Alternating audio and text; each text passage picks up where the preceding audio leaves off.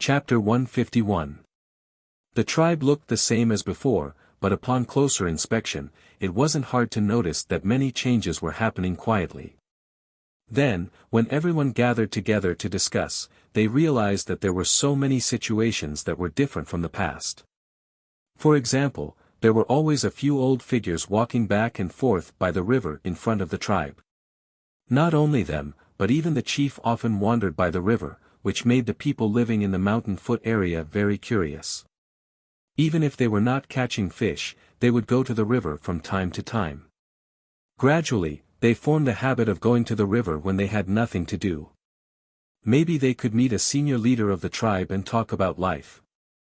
And the people in the mountain also found that those bad-tempered old men were very nice to Xiao Xian. They couldn't believe it. Later, even the two team leaders looked at Xiao Xian with strange eyes. There was another thing that puzzled everyone.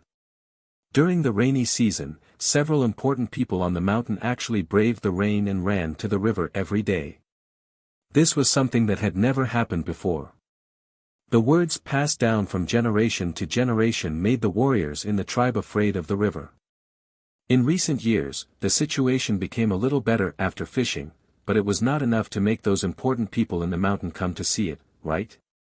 Those who were confused continued to be confused, and those who were looking forward to it continued to look forward to it. It was another rainy season. In this year, Xiao Xian's body was 16 years old. After the ceremony, several important people in the mountain began to lose sleep every day. They were nervous and excited, and gathered together to discuss whether the plan needed to be changed. Looking for wood, building boats, making sails, and so on, a series of movements could not be hidden from too many people. During this year's ceremony, the shaman told them about Xiao Xian's sailing.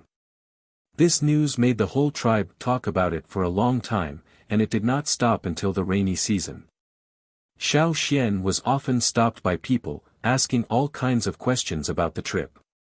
Everyone in the tribe had a strong sense of expectation. Although they did not understand a lot of what the shaman said, it did not mean that they were not looking forward to it. During the rainy season, torrential rain descended. The river overlords roared as they headed downstream in groups. Those wood-eating bugs also gradually left. Most of the creatures in the river followed the giant beasts downstream. When the two moons met again, they would return from the sea. There were also some that, like the frogs, appeared for a period of time, then went to other places that no one knew of and disappeared. This time, Xiao Xian planned to use the time between the end of the rainy season and the reunion of the two moons to sail the boat.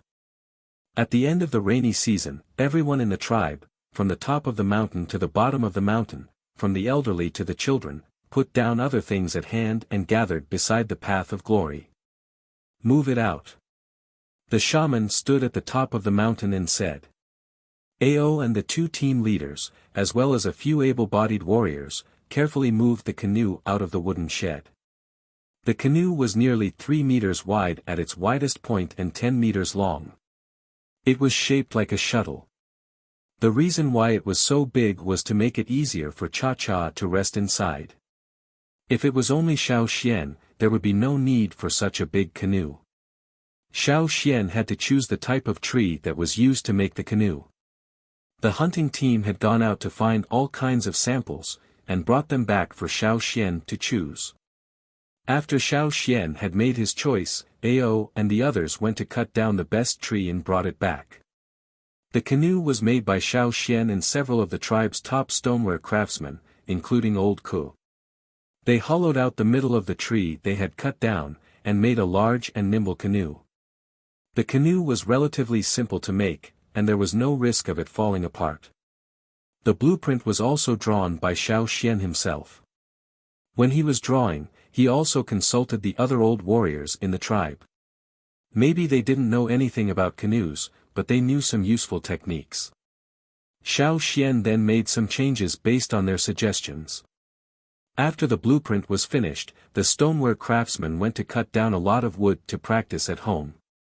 After all, there was a big difference between wood and stoneware, so they didn't dare to do anything rashly.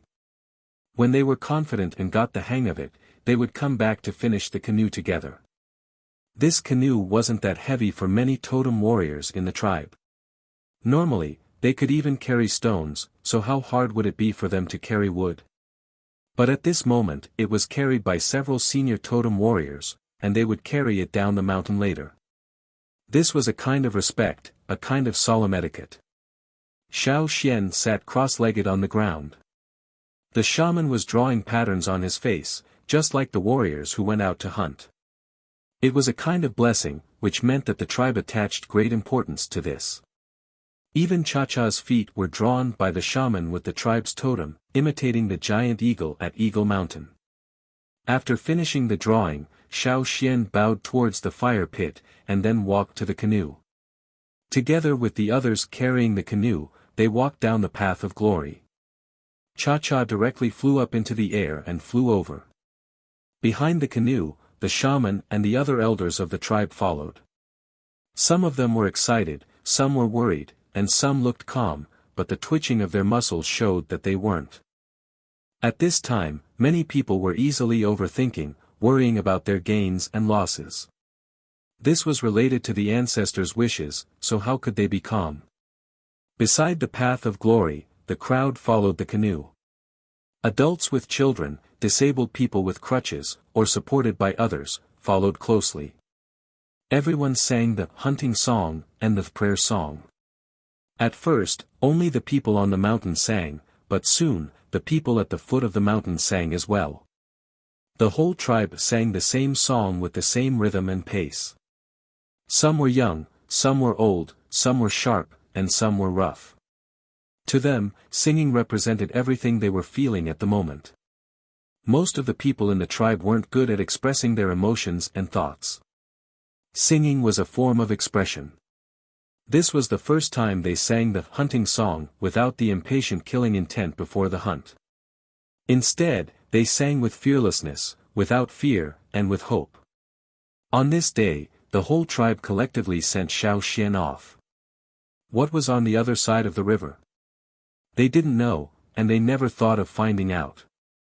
In many people's eyes, Xiao Xian's actions were worthy of respect, but they didn't think that Xiao Xian could safely cross the river. This river was too dangerous. What a brave warrior! After the canoe was transported down the mountain, Ao and the others carefully pushed it into the river. The canoe that was made was classified as a side canoe. The so-called side canoe was a canoe that was attached to one side or both sides of the canoe, and was shaped like a boat that was floating in the same direction as the canoe. Xiao Xian's design was a side canoe. Because of this, he once played with it when he was traveling abroad. The side canoe overcame the instability of the canoe that was prone to sway sideways and capsizing in the wind and waves. It also possessed the advantages of the canoe's lightness and structural integrity. It was also a tool used by the Aboriginals for ocean voyaging. The sail was also the most important part of the boat. Now, it was set up with a sail made of leaves and vines. The vines were thin but very strong vines found in the hunting grounds. The best women in the tribe weaved them into an inverted triangular sail. In the eyes of the shamaness and the others, they didn't know if this kind of material would be useful, so it was best to prepare more. But because the vines were hard to find, in the end, they only managed to weave 2 pieces. One piece was installed, and the other piece was used as a backup. They didn't know if a backup piece would be enough. When Xiao Xian was learning from the Aborigines, he learned that the side canoe could travel more than 200 kilometers a day. But here, Xiao Xian wasn't so sure. After connecting the side canoe with the side canoe, Xiao Xian checked every place and the things he needed to bring. Xiao Xian stood in the canoe and looked at the densely packed people on the shore. Caesar carried old Ko and also stood on the shore. He looked at Xiao Xian and Cha-Cha who landed in the canoe. He also wanted to follow, but Xiao Xian couldn't bring him along. If there was any danger on the river, Xiao Xian could let Cha-Cha carry him. But Caesar couldn't, and Cha-Cha couldn't carry him. If Cha-Cha was about the same size as the giant eagles in Eagle Mountain, he could carry many people. Unfortunately, Cha-Cha was still small. Goodbye. I'm leaving. Xiao Xian bowed to the people on the shore. Under the leadership of the shamaness and the chief, the people on the shore also bowed to Xiao Xian. This was a situation that had never happened in thousands of years. To the people of the tribe, Xiao Xian was their hope to leave this place. If Xiao Xian didn't succeed, then no one knew how long it would take for them to leave this place. Maybe even after 1,000 years, they would still be stuck in the same place. With a pull of the sail, the canoe sailed away with the wind. The sail was very big. If it weren't for the totemic warrior's great strength, Xiao Xian might not be able to operate it. Cha-Cha, the big guy, stood in the canoe and looked around curiously. To him, this was a very novel experience. He could actually stand on the river. However, such a big boat was still too small for Cha-Cha. After standing for a while, he flew up to the sky and flew in the direction Xiao Xian pointed. He still had more freedom in the sky. When he was tired of flying, he would return to the boat to rest. On the shore, the prayer song sounded. It was a collective chorus. Xiao Xian looked back and saw that the people on the shore were getting smaller and smaller. The house on the mountain gradually became a blurry dot. The mountain that he had lived in for nearly 8 years was gradually disappearing at the point where the water met the sky, just like the riverbank. Besides the sound of the wind, there was no other sound. Looking at the direction of the sun in the sky and feeling the slight change in the wind, Xiao Xian adjusted the sail and looked ahead. Chapter 152. Sailing on the river was very boring, but they had to be vigilant at all times to prevent anything from jumping out of the water. They also had to pay attention to the direction of the wind, so they didn't have to go back after traveling for half a day. From the end of the rainy season, the day they set off, until the 2 moons coincided, Xiao Xian calculated that there was less than 30 days of safe time. Xiao Xian didn't know how wide the river was, so he could only try his best to go forward. If he still couldn't see the situation on the other side of the river after 15 days, then he could only turn back. Otherwise, the river level would drop rapidly and eventually fall into a bottomless abyss. At that time, even if he wanted to fly, he wouldn't be able to. The piranhas in the river were very active. Without the suppression of other giant beasts, from time to time, some energetic fish would jump out of the water and bite each other. At first, there were only some small piranhas near the tribal river, but as they sailed, Xiao Xian saw many larger piranhas jump out of the water. Hua, a piranha nearly 4 meters long suddenly jumped out of the water, jumping high from one side of the canoe to the other. As it jumped, it opened its mouth wide. Before, when there were piranhas that jumped out, Xiao Xian only avoided them and didn't attack. But now, the target of this one was obviously Xiao Xian. He controlled the sail with one hand, making it avoid the big fish's path. At the same time, the tip of his foot picked up a wooden stick next to him. After catching it with his free hand, he directly hit the fish's body. The friction between the stick and the air made a whooshing sound. He didn't use a spear, but a hard wooden stick. He hit the fish hard, but he couldn't immediately make it bleed. If blood splashed, the surrounding piranhas would be attracted. At that time, Xiao Xian's hands wouldn't be able to handle it. Pa! A few fish scales were whipped out, and the piranha that was hit by the stick fell back into the water. Before it could find a target for revenge, it was surrounded by other piranhas. On its body, where it was whipped by the wooden stick, where the scales fell off, there were traces of blood slowly oozing out. These blood vessels were like stimulants, stimulating the energetic piranhas around them. After whipping away the piranha, Xiao Xian put away the sail. At the same time, Cha-Cha, who was in the air, flew down, grabbed a rope, and flew up again.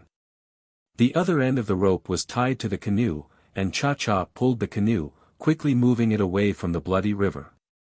The current wind direction was not suitable for using sails, so Xiao Xian kept the sails and let Cha-Cha continue pulling.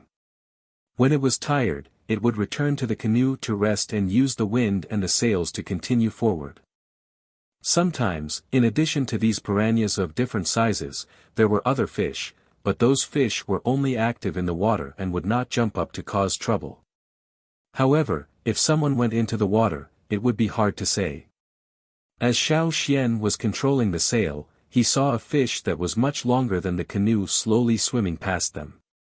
Because it was close to the surface of the river, the patterns on the fish's body could be clearly seen. Part of its spiked fins could also be seen. There were many such fish, but as long as these fish did not attack the canoe, it did not matter. Earlier, there was a big fish, probably curious about the canoe, that used its head to hit the canoe, nearly capsizing the canoe. Xiao Xian had Cha-Cha quickly pull the canoe away, but the fish did not give up, continuing to hit the canoe until Xiao Xian had Cha-Cha stop and let the fish hit the canoe a few times. Finally, the fish felt bored and left. Fish had all kinds of habits. They had to travel during the day, so they could not sleep at night.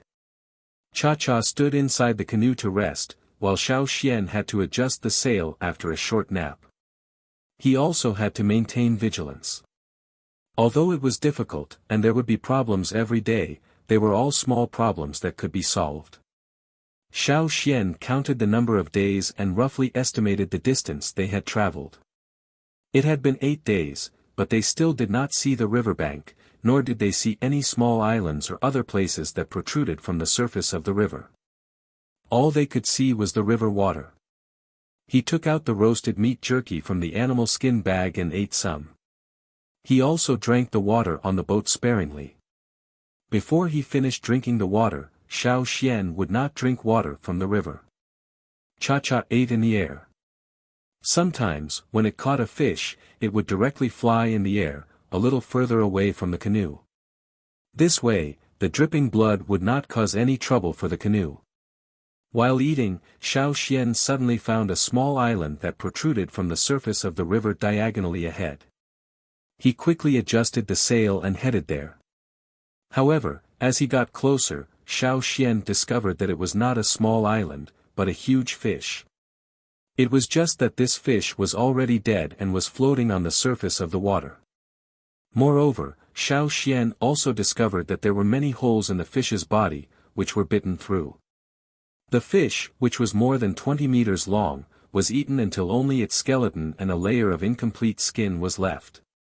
Xiao Xian could also see from the bitten holes that there were still things inside the fish's body that were still gnawing. There were some small fish inside, with slender bodies. Looking at them alone, they were not conspicuous. But it was these small fish, which were not even as big as a palm, that gnawed this huge fish with sharp teeth and thick armor on its body until only its skeleton was left. Perhaps, after a while, even the bones and the skin full of holes would be gone. Xiao Xian quickly adjusted the sail and left this place. He also gestured to Cha-Cha, who had just finished eating in the air, to come down and see the fate of this huge beast. Be careful when you catch fish in the future. If you find these small fish, quickly throw them away.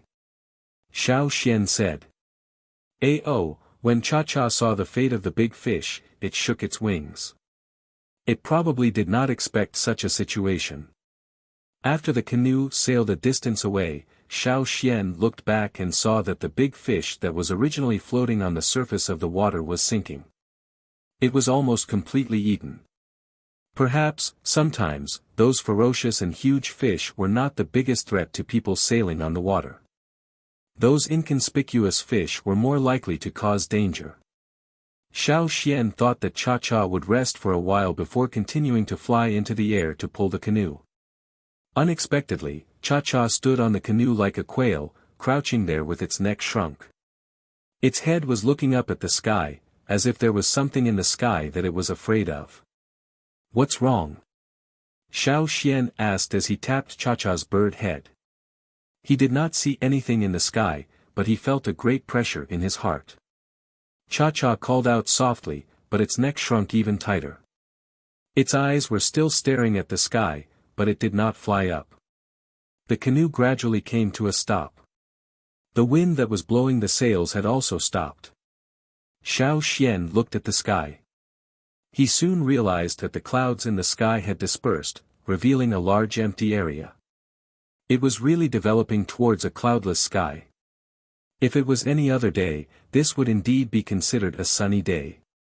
But here, it gave people a feeling of great pressure and fear. Not only Cha-Cha, but Xiao Xian also felt a sense of trembling, not daring to move. However, the current situation had to be resolved. The number of piranhas in the surroundings seemed to have decreased by a lot. Even the large fish that swam by from time to time could not be seen. It was really calm. But this calm phenomenon was too strange. A scene suddenly appeared in front of Xiao Xian's eyes. A large amount of fog was rising from the river. The fog looked very ordinary, with a sense of boundless fog. However, to be able to use this method to warn Xiao Xian, it was definitely not something ordinary. Xiao Xian took out the long-handled paddles from the canoe and began to row vigorously. "What are you still doing there? Hurry up and help. Otherwise, we will all die," Xiao Xian said to Cha-Cha. Cha-Cha looked at the sky, grabbed the two long-handled paddles beside him, turned over, and began to row using the method that he had practiced many times in the tribe. With Xiao Xian and Cha-Cha's vigorous paddling, the canoe began to move quickly. Xiao Xian did not care about anything else. He only held back his strength and rowed with all his might. He did not even worry that the splashes would attract the attention of the other big fish. With the sound of the paddling, the canoe moved forward quickly. Xiao Xian's two arms became blurry. When both of his arms began to feel sore and tired, Xiao Xian picked up a stone needle and shot it into the air. When the needle was about 100 meters above the water, it let out a bang sound and instantly turned into fine powder. Seeing this, Cha-Cha was so frightened that he almost threw away the paddle. Xiao Xian also felt his scalp go numb. Under the clear, cloudless sky, something that made one's hair stand on end was happening in such a calm and eerie manner. "It's coming down. Hurry. Row." Xiao Xian continued to row. This time, Cha-Cha was also anxious. In his panic, he broke the handle of the paddle, and the two paddles fell into the water. Cha-Cha did not bother to go back to pick them up. He grabbed the other two paddles in the canoe, wishing that he could grow two more nimble hands to row the paddles. The canoe moved quickly, like a speedboat with a high horsepower engine, rushing forward. "Hurry! Hurry! Hurry!" The pressure above their heads was getting stronger and stronger. Cha-Cha's feathers were all standing up. During the vigorous paddling, a feather fell from Cha-Cha's body, but was lifted up by Cha-Cha's vigorous paddling. Because there was no wind, the feather did not float high, about 20 meters. However, at this height of 20 meters above the water, the feather, like the stone needle, instantly turned into powder. Xiao Xian and Cha-Cha did not raise their heads to look. They did not have time to care about anything else. The pressure above them was still there, and it was still descending. If Xiao Xian could not escape, he would end up like the stone needle and the fallen feather. Xiao Xian was sweating all over. The sweat on his forehead slid into his eyes, and he felt a stinging pain. He did not bother to wipe it off, but quickly blinked twice. He was still staring forward, and his hands did not slow down at all. He did not calculate the time, and he could not calculate it. Xiao Xian did not know what was descending, and what its speed was. He could only focus all his attention on paddling, and controlling the direction to escape in a straight line. After rowing for an unknown amount of time, Xiao Xian heard a bang from behind. He woke up from his trance. The pressure above their heads was no longer there. Turning his head, he saw water vapor rising from the river behind him. Moreover, the water vapor was still increasing, like a thick fog. The canoe was still moving. Xiao Xian looked at the bird lying on its back and using all its strength to paddle. He lifted his leg and kicked it. "Okay, we're over." Cha-Cha was still immersed in paddling. When it was kicked by Xiao Xian, it was so frightened that it almost spread its wings and flew up. If Xiao Xian's hands were not fast enough, the two wooden paddles would have been lost again. The calm water surface rippled again, and the wind blew.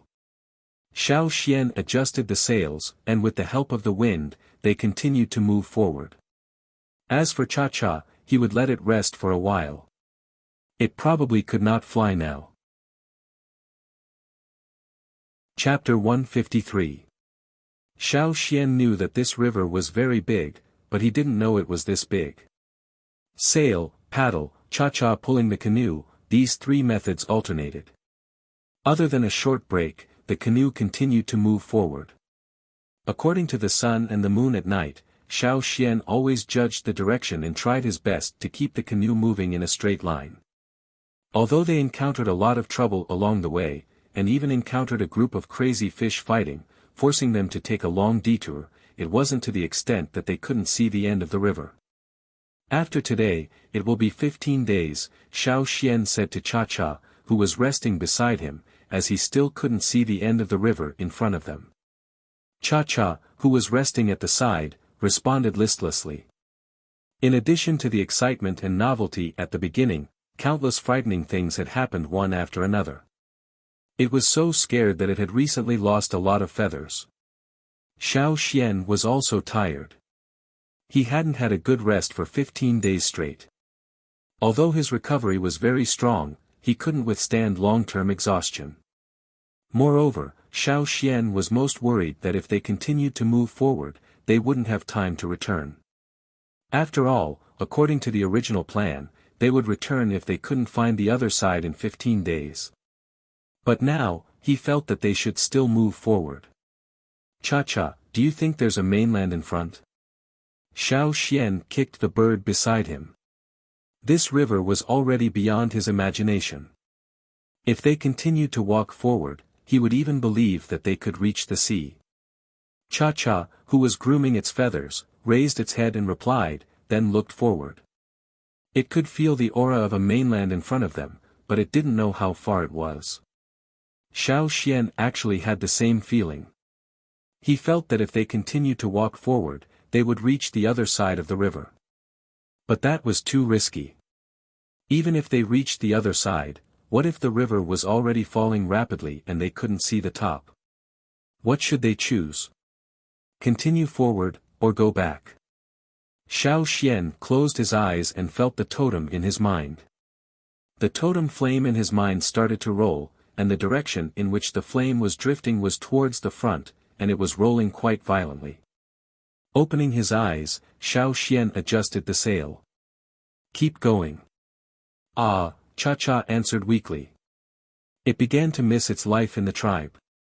However, when it thought about the new land that Xiao Xian had mentioned, it became excited again. After traveling for another 8 days, Xiao Xian felt the totemic flames in his mind surging more violently, but at the same time, the river water was flowing faster. Xiao Xian had seen such a situation before. When this happened, the river level would drop sharply. Back in the tribe, they might still see a few rocks that were originally in the water, but the next day, they would see a muddy slope. Cha-Cha flew in the sky, pulling the boat. While Xiao Xian was pondering, Cha-Cha shouted from the sky. Xiao Xian looked up at the sky. Cha-Cha's cry meant that there was something in front of them. It was very likely that it was the river bank. Cha-Cha landed, and Xiao Xian jumped onto its back. Then, he let Cha-Cha take it up into the air to take a look. It was not easy to see on the canoe, but in the air, they could see a very thin black line in the distance. If they did not look carefully, they would not have noticed it. Cha-Cha was still holding the rope in its claws, so it could not abandon the canoe and fly up alone. If it did, the canoe would be washed away by the river. Even if they could not fly higher to observe, Xiao Xian was already excited. After drifting on the river for more than 20 days, Xiao Xian had no confidence if he still could not see the end of the river. Even if the totemic flames were rolling fiercely, if they could not reach the shore before the river level dropped sharply, they would still die. Now that he could see the border, the pressure in his heart was greatly reduced. He felt that the exhaustion from the past 20 days had dissipated, and he felt much more relaxed. Okay, Cha-Cha, we're almost there. Put in more effort. Xiao Xian returned to the canoe, and Cha-Cha continued to pull. The river flowed faster and faster, and the number of piranhas in the water gradually decreased. He did not know if it was because of the change in the river, or because of other reasons. At least in the past 2 days, Xiao Xian did not encounter any other threats from the fish in the river. It was only the wind, the direction of the wind, and the speed of the river that slowed down the canoe's progress. The black line at the border became more and more obvious. Looking at the sky, Xiao Xian hoped that they could reach the shore before sunset. There were too many unknown variables at night. As they gradually approached the river bank, Xiao Xian discovered that the river bank looked like a mountain, because the river level had dropped too much. Fortunately, although it felt like they were sailing at the bottom of an abyss, they had finally reached the end of the abyss. This was a new place. Xiao Xian suddenly felt an indescribable excitement in his heart. The river bank was similar to the one in the tribe. Near the shore, there was a steep slope. However, not far from there was still water flowing down. That should be a tributary, and the water flowing out of that tributary flowed into the river. But now that the river level had dropped, the water from that tributary flowed down the slope. The closer they got to the shore, the stronger the wind became. The wind carried with it the stench of mud and the smell of decay. Xiao Xian looked at the height of the shore and the steep slope. He thought that the canoe would not be able to reach the shore. After more than 20 days of sailing, although they had used very strong and corrosion-resistant trees, they had been hit and bitten by large fish during the voyage, leaving behind many crisscrossing marks. There was even a hole at the bottom. Xiao Xian used something to plug it. This canoe had already completed its mission. Xiao Xian carried the remaining things on the canoe onto his back. After Cha-Cha landed, he jumped onto Cha-Cha's back. One man and one eagle flew towards the river bank. Without the eagle to pull the damaged canoe, it floated downstream along with the rapid flow of the river. Soon, only a small shadow was left, and then it disappeared from Xiao Xian's sight. The wind became stronger. Without a certain direction, Cha-Cha almost fell into the mud several times. "Let's go, buddy. Put in more effort." Xiao Xian held on tightly to the eagle's body and shouted. Cha-Cha flapped its wings with all its strength and flew upwards. While flying, Xiao Xian suddenly said, "Wait, let's go over there and take a look." Although it didn't understand why Xiao Xian wanted to go over there, Cha-Cha still turned and flew in the direction Xiao Xian pointed. Soon, Xiao Xian saw a figure trapped in the mud and being dragged down by seaweed. "Help, me!" That person was still shouting. His voice was a little hoarse. It was obvious that he had been shouting for some time, but no one came over. Moreover, he didn't seem to have much strength left. Every time he shouted, he would gasp for breath. That person didn't sound very old. His body was covered in mud, and nearly 2/3 of his body had been pulled down. There were also seaweed sticking out of the mud and wrapping around him. Cha-Cha couldn't get close, so Xiao Xian let Cha-Cha hold on to the rope. He tied the other end of the rope and jumped down. "Give me your hand," Xiao Xian said. Seeing Xiao Xian jump down from the eagle's back, the person was stunned. However, he quickly pulled his arms out of the mud with all his strength. Xiao Xian grabbed his arms and pulled them up. The seaweed was too tight.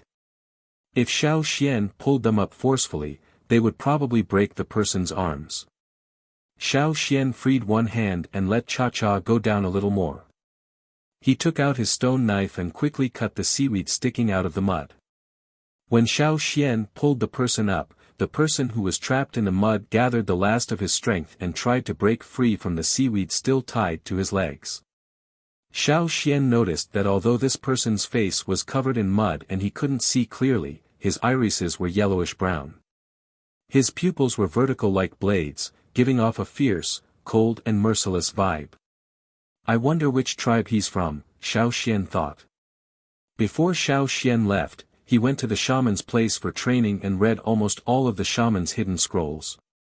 Xiao Xian knew too little about the person in front of him, so he couldn't match this person to the one recorded in the scrolls.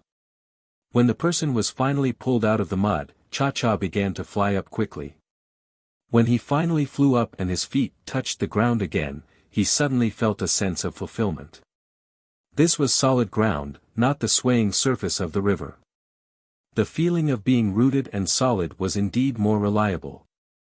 Cha-Cha also stood on the grassy ground and stepped on it a few times.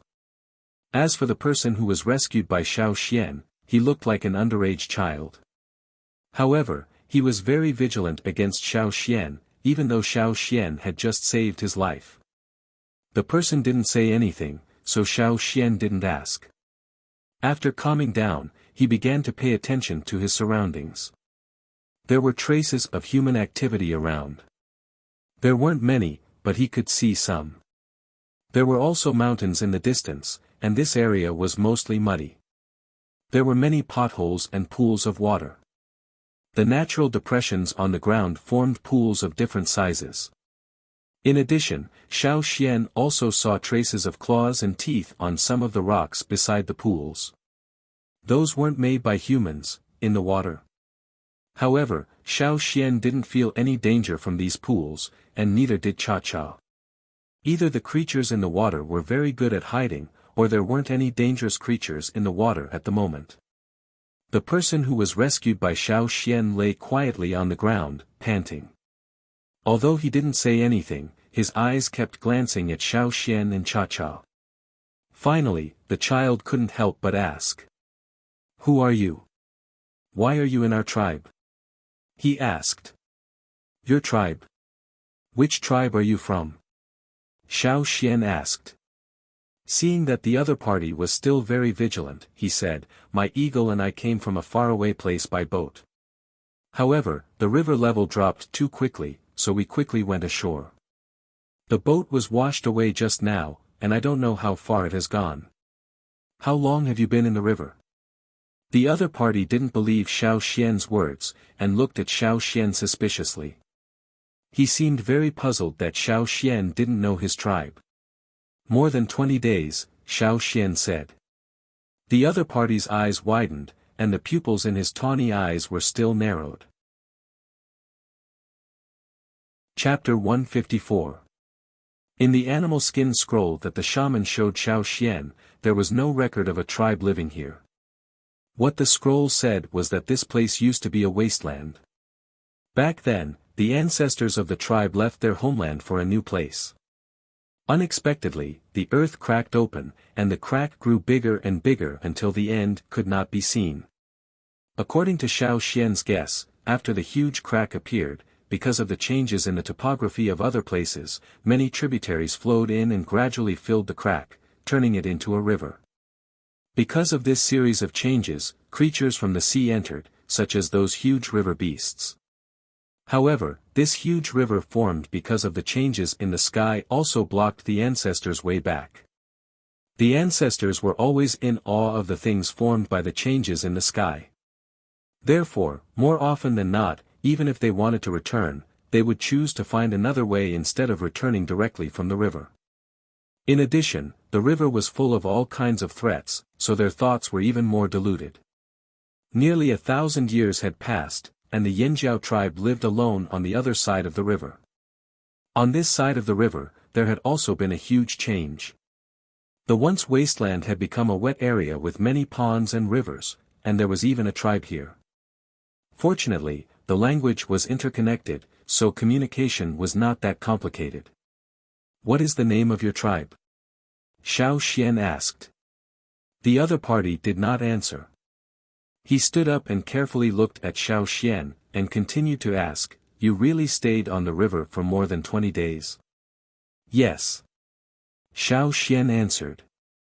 "You liar." After the other party shouted, he strode towards Xiao Xian, and with a fierce fist, he punched towards Xiao Xian's abdomen. Bang! Their palms met. The next moment, the opponent found that his fist was tightly clenched. No matter how hard he struggled, he couldn't break free. His eyes flashed with killing intent, and his other hand reached out like lightning. His two hands joined together, and like a clamp, he tightly clamped Xiao Xian's fist. At the same time, his ankle suddenly turned, and his body was in the air, spinning rapidly. The mud on his body splashed in all directions as he spun. Bang! His feet landed on the ground, and the spinning stopped. Who told you to lie to me, huh? The expression on the person's face froze. His eyes widened as he stared at his hands in disbelief. He originally thought that he would break the other party's arm, but instead, he found that not only was his arm not broken, but both of his hands were tightly bound with straw ropes. He raised his head and looked at the person standing in front of him. Then, he looked at his own hands. How could this be? Xiao Xian looked at the person in front of him with a headache. He thought that the children of the Yanjiao tribe were fierce enough, but he didn't expect the one in front of him to be even more troublesome. If he said something wrong, he would use a killing move. If he hadn't pulled back quickly, his entire arm would have been twisted off. This brat was lying on the ground motionlessly just now because he was recovering his strength. It wasn't easy for him to recover a little, but he used it to deal with his savior. What should I say about him? The attack just now had used up almost all of the strength he had recovered. The person whose hands were tied was panting heavily as he glared fiercely at Xiao Xian. The layer of mud on his face and other parts of his body had been shaken off by the spinning just now. Although there were still traces of mud, Xiao Xian could already see that he was different. Xiao Xian noticed that when the other party attacked him just now, totem tattoos had appeared on his body as well. However, the totem tattoos were all over his body, connected together in small blocks. On his face, his mouth was split open, almost reaching the back of his ears. Looking at the mouth full of sharp teeth, Xiao Xian was willing to bet that the brat in front of him was planning to bite him directly later. Now that he had no strength, the tattoos on his body gradually disappeared, and his mouth returned to its original shape. I never knew that someone would try to kill their savior. I'm sure the people of your tribe aren't good people either. Xiao Xian said. You're the bad one. Thief. The other party was still stubborn. What did I steal? Which eye of yours saw it? How dare you accuse me of being a thief without seeing anything? This is called framing. Do you know what framing means? You only know how to talk nonsense. Is your brain filled with shit? Have you heard of the story of the farmer and the snake? Oh, you definitely haven't heard of it. It's about a snake that was saved by someone, but in the end, it bit the person who saved it. The next time you're in danger, let's see who will save you. Do you still remember the feeling of waiting for death? Xiao Xian blabbered on and on. He noticed that there were other people around, and most of them were with this brat. They had just arrived and were observing the situation. Xiao Xian had to tell them the truth and his grievances. If the other party still tried to kill him, then they could only fight or fly away with Cha-Cha. The person was stunned by Xiao Xian's words. Although he didn't understand a lot of the words Xiao Xian said, it didn't stop him from understanding the general meaning. Did he really do something wrong? After speaking, Xiao Xian snorted heavily, angry and disappointed. He walked to Cha-Cha's side and said, in the future, we'll stay away from your tribe and don't interact with ungrateful people like you. Do you know what it means to be ungrateful? Forget it, it's useless to talk to you. Cha-Cha, let's go. Wait. The person waiting in the forest quickly walked out and stopped Xiao Xian, who was about to jump onto the bird's back. The person who walked out was an adult and a child. The adult was a very sturdy man. Like the brat next to him, his eyes were yellowish-brown. However, the little girl standing next to him had blackish-brown eyes. She didn't look as fierce and gave people a feeling of gentleness. Seeing the person who walked out, the person whose hands were tied up said happily, "Father." However, before he could rejoice for long, the person strode over and grabbed the animal skin shirt in front of his chest. He was lifted up and slapped a few times. The slaps were quite heavy. Xiao Xian, this kind of fierceness in educating children was too similar to the Yanjiao tribe. Everything had to be done after a beating. It was just that he didn't know if all tribes had this kind of barbaric style. She was already out of strength and had been beaten up by her father. She sniffled and did not dare to cry. She only looked rather aggrieved. The sturdy man who walked over didn't care about him and threw the person who was beaten up to the side. Shui Lan, look after him. Okay. The girl who was following behind quickly replied. After beating up his child, the sturdy man looked at Xiao Xian and restrained the fierceness in his eyes. He tried his best to show a kind smile. However, no matter how he smiled, his eyes still gave people a cold feeling. I'm really sorry. Little brother, were you the one who saved Qinjia? Oh, he is Qinjia, my child. My name is Fu Shi. The sturdy man said to Xiao Xian. That's right, I saved him. Xiao Xian sighed. It was my first time leaving the tribe, so I wanted to wander around and see the world. In the end, the first person I met was actually Sai. Xiao Xian told the story of how he met Qinjia, how he saved Qinjia, and how Qinjia, this little rascal, treated him. He didn't lie at all. Xiao Xian only came over when Qinjia's hands were tied up, so he didn't know what happened before. Therefore, Xiao Xian explained everything in detail. Moreover, he fully played the role of a friendly and kind ignorant person who went out to wander around. After listening to Xiao Xian's story, Fu Shi clenched his fists so tightly that they made cracking sounds. He glared at Qinjia fiercely. His eyes seemed to say, see if I don't teach you a lesson when we get back. Qinjia couldn't help but shrink back. When Fu Shi turned back to look at Xiao Xian, his face revealed a smile and he hurriedly apologized. He didn't forget to explain for his child. He's not usually like this. It's just that recently, some things were lost in the tribe and we couldn't catch the thief, so he became this crazy. Xiao Xian glanced at Qinjia. If it wasn't for his quick hands and ability to deal with it, if it was someone else, how could saving Qinjia's life only to have their arms twisted and broken? Obviously, Fu Shi also knew that his son was in the wrong. The tribe's reputation was already bad, and the shaman had always told everyone to be friendly to outsiders. But in the end, not long after, his own child gave his savior a killing blow. Simply asking for a beating. Knowing that Xiao Xian didn't know anything about the outside world, he said, this is the drumming tribe. We are all from the drumming tribe. Drumming tribe? Xiao Xian really hadn't heard of it. I come from the Yanjiao tribe. Xiao Xian looked at the other party and said while observing Fu Shi's expression.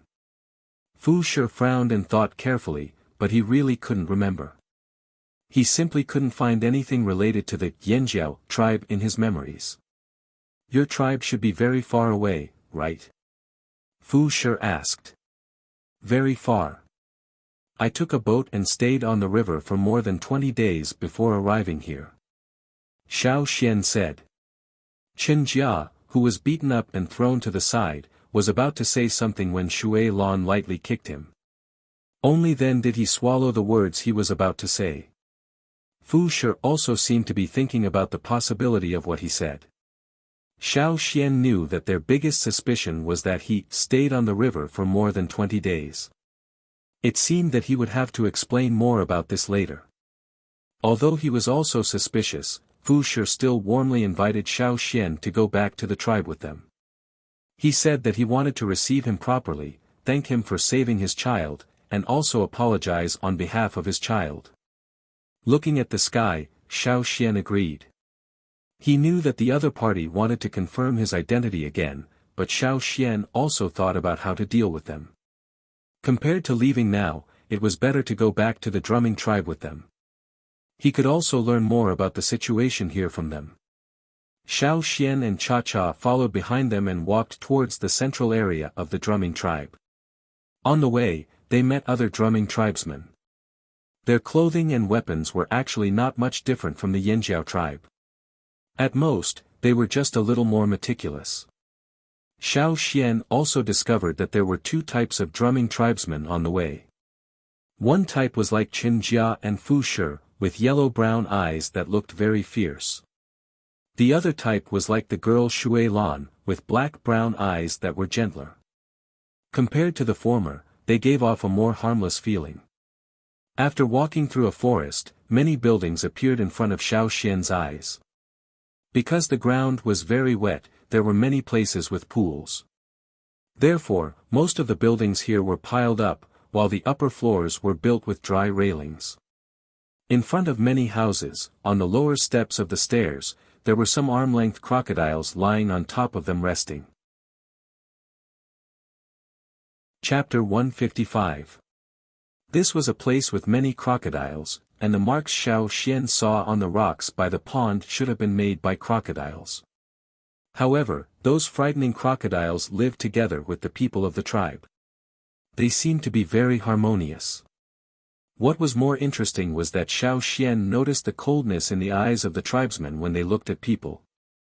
It was as if there was no emotion, only ferocious. Their vertical pupils were very similar to crocodiles. Were these people or crocodiles? Xiao Xian had never seen anyone other than the Yanjiao tribe. After coming to this world, he had only been moving around on the other side of the river, so he didn't know much about this world. Even though he had read the animal skin scrolls left behind by his ancestors, many of the records were not detailed, and he even had to rely on guessing. As for what the real world was like outside the tribe, Xiao Xian had to see it for himself. Cha-Cha didn't fly into the sky because Fu Shi said that the tribesmen were very vigilant against birds in the sky. So, before getting permission from the tribe, they shouldn't fly into the sky. Otherwise, once they landed at a low altitude, they would be mercilessly attacked by the tribesmen. For this reason, Cha-Cha could only follow behind, step by step. Some of the small crocodiles resting on the steps or by the pond quickly climbed back into the water when Xiao Xian and Cha-Cha came over. They swung their tails hard and quickly sank into the pond. Seeing Xiao Xian staring at the small crocodiles, Fu Shi said, "The treasure fish are very vigilant against outsiders.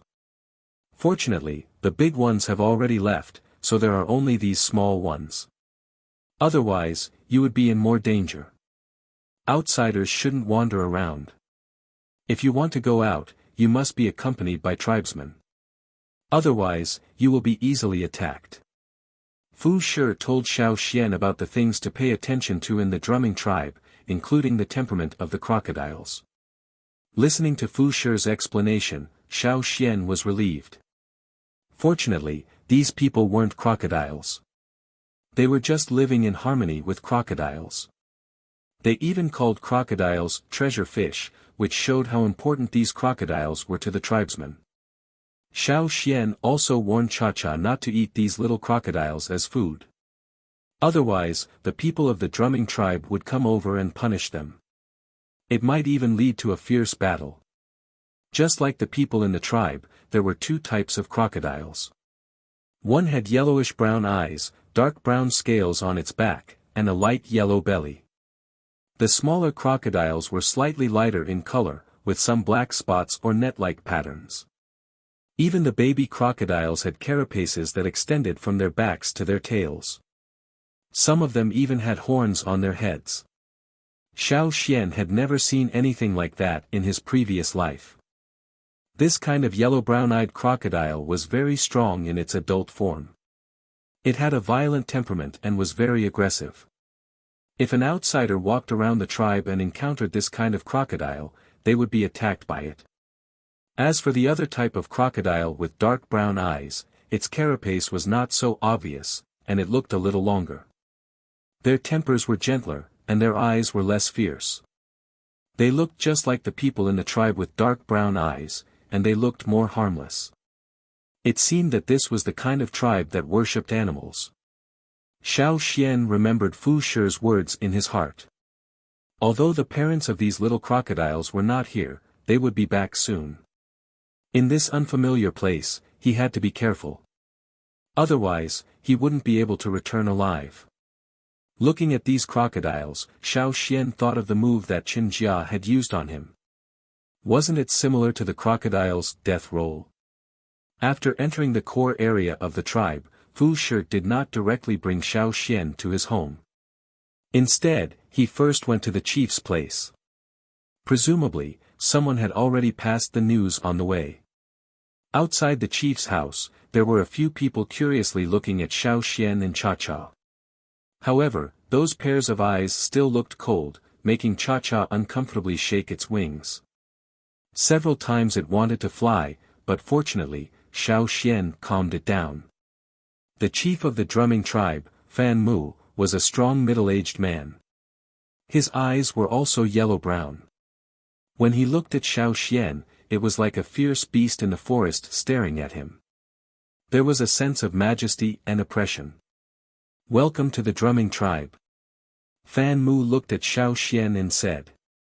There was no smile on Fan Mu's face.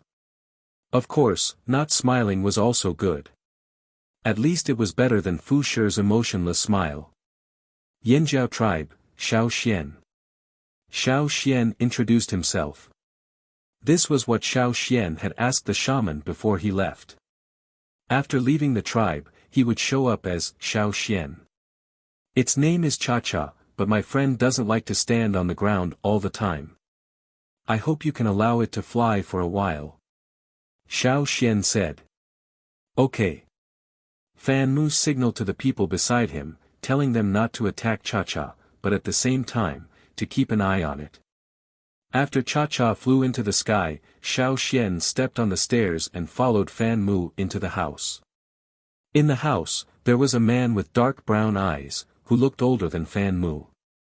"This is the shaman of our tribe." Fan Mu introduced. "Hello, I am Xiao Xian from the Yanjiao tribe. Welcome to the drumming tribe." The shaman of the drumming tribe said. There was a trace of a smile on his face, which made him feel more amiable. The same words, when spoken by the shaman in front of him, made him feel more comfortable than when spoken by Fan Mu. Moreover, when the shaman smiled, he didn't have that stiff and intimidating feeling. The shaman was very similar to the old faker. He looked approachable and easy to talk to, but in fact, he was more cunning than anyone else. No matter what Xiao Xian thought in his heart, he still showed a reserved smile on his face, fully playing the role of a newcomer who left the tribe for the first time. Fu Shi, who led Xiao Xian here, was also called in by Fan Mu, and told him what happened when he met Xiao Xian. Xiao Xian added some things that Fu Shi couldn't explain clearly. Hearing that Xiao Xian had stayed on the river for more than 20 days, Fan Mu and the shaman's expressions changed. "How did you stay on the river for more than 20 days? The shaman asked. "Boat, oars, and cha-cha." Xiao Xian told them some things he saw on the river, and some strange and dangerous phenomena, but he didn't mention the sail. Having a boat and an eagle pulling the boat was enough. With Xiao Xian's narration, Fan Mu and the shaman's expressions gradually eased. Obviously, they knew something about the river, and knew that Xiao Xian wasn't lying. Moreover, in their opinion, Xiao Xian was really lucky to come out of such a dangerous situation safely. However, the cha-cha also contributed a lot. If they also had such a bird that could pull the boat, they should be able to go further, right? I remember that wooden boats will sink when they are far away from the river bank. Why didn't yours? Fan Mu stared at Xiao Xian and asked. Won't the wood sink when you reach the river bank? In our tribe, even on the shore, once the wood enters the water, it will soon be dragged to the bottom of the river. Our tribe has a treasure fish. Fu Shi said proudly. Because there were many crocodiles near the river bank, there were few other creatures, so the wood thrown into the water wouldn't be dragged down by the insects that gnawed on the wood. Then how did you do it? Fan Mu asked. Because it was the rainy season in our tribe. After the rainy season, there were no insects in the river, so the boat could go into the river. When the water level rose again, the insects would come back. How could that be? Xiao Xian's words surprised several people in the room. Our tribe's shaman asked me to take this with me. Xiao Xian took out the stone with the tribe's two-horn totem pattern, and handed it to the shaman of the drumming tribe in front of him. The totem pattern drawn by the shaman was special. As a shaman, he could feel the totem power used when drawing it, as well as the emotions the shaman wanted to express. It was indeed friendly and warm. Cha-Cha also has it. Xiao Xian walked to the door and whistled. The walkway outside the chief's house was much wider than others, and the planks were very strong. Cha-Cha landed on the walkway outside the house. The shaman of the drumming tribe carefully looked at the totem pattern on Cha-Cha's feet, and confirmed what Xiao Xian said just now. This bird was also blessed by the Yanjiao tribe's shaman. People or things that could be blessed by the tribe's shaman were all valued by the tribe. It was also hard to fake. Moving his hand away from Cha-Cha's claws, the shaman nodded to the chief Fan Mu. The chief's cold eyes softened a little. After talking for a while, the shaman and the chief's suspicions about Xiao Xian had been greatly reduced. They had never heard of the Yanjiao tribe, but after talking, the shaman of the drumming tribe took the initiative to express his sincere enthusiasm. Hearing that it was Xiao Xian's first time out of the tribe, the shaman suggested that Xiao Xian stay for a while. After the Water Moon Festival, there will be people from the tribe going to other tribes to trade. You can go with them. The shaman said. The people next to him wanted to say something, but the shaman raised his hand to stop them. Then it settled. Fu Shi, Xiao Xian will stay with you for the time being. The chief said. The chief's words settled this matter. The others didn't say anything more, but they still looked at Xiao Xian with vigilance. Okay. Fu Shi replied. After leaving the chief's house, Fu Shi took Xiao Xian home. Generally, outsiders were taken care of by whoever brought them in. Besides, Xiao Xian had saved Chen Jia's life, so Fu Shi and the others had to take good care of him. The sky gradually darkened, and the surroundings were damp with water vapor. The two moons in the sky kept the ground from being too dark. As the moons became rounder, even in the middle of the night, the surrounding scenery could be seen. Fu Shi's house was also built in the style of a fence, built next to a pool. When Xiao Xian arrived, a woman was waiting there. That was Fu Shi's wife, Ping. Next to Ping was Qin Jia, who was standing there obediently. His face was swollen, obviously he had been beaten up again. Ping also showed her enthusiasm, but when she smiled, it made people feel uncomfortable. Her eyes were the same as Fu Shi's and Qin Jia's, yellowish-brown. Xiao Xian, right? Thank you for saving my family's Qin Jia. After speaking, Ping carried down a large pile of things from a table outside the house. Everyone in the house hadn't eaten dinner yet. They had been waiting for Fu Shi and Xiao Xian. Since the two of them had returned, Ping also prepared a feast. Xiao Xian only saw a shadow flash in front of him, and a whole deer leg was placed in front of him. The deer leg had been roasted, but it wasn't cooked. When the meat was torn open, blood flowed out. He raised his head to look at the other three. This family of three, their mouths had doubled in size. They were holding the food and tearing it apart. When they bit, blood spilled out, splattering all over the table. Xiao Xian. Chapter 156. Xiao Xian only ate a little of the deer leg and gave the rest to Cha-Cha. Cha-Cha liked to eat raw meat. The deer should be of the same breed as the giant horned deer, their meat tasted similar. After seeing the way the three of them ate, Xiao Xian had a new understanding of the people of this tribe. At night, Cha-Cha found a big tree outside and slept while standing on it. Xiao Xian slept in Qin Jia's room, while Qin Jia slept with his parents. The people of the drumming tribe did not put animal skins in their houses during this season.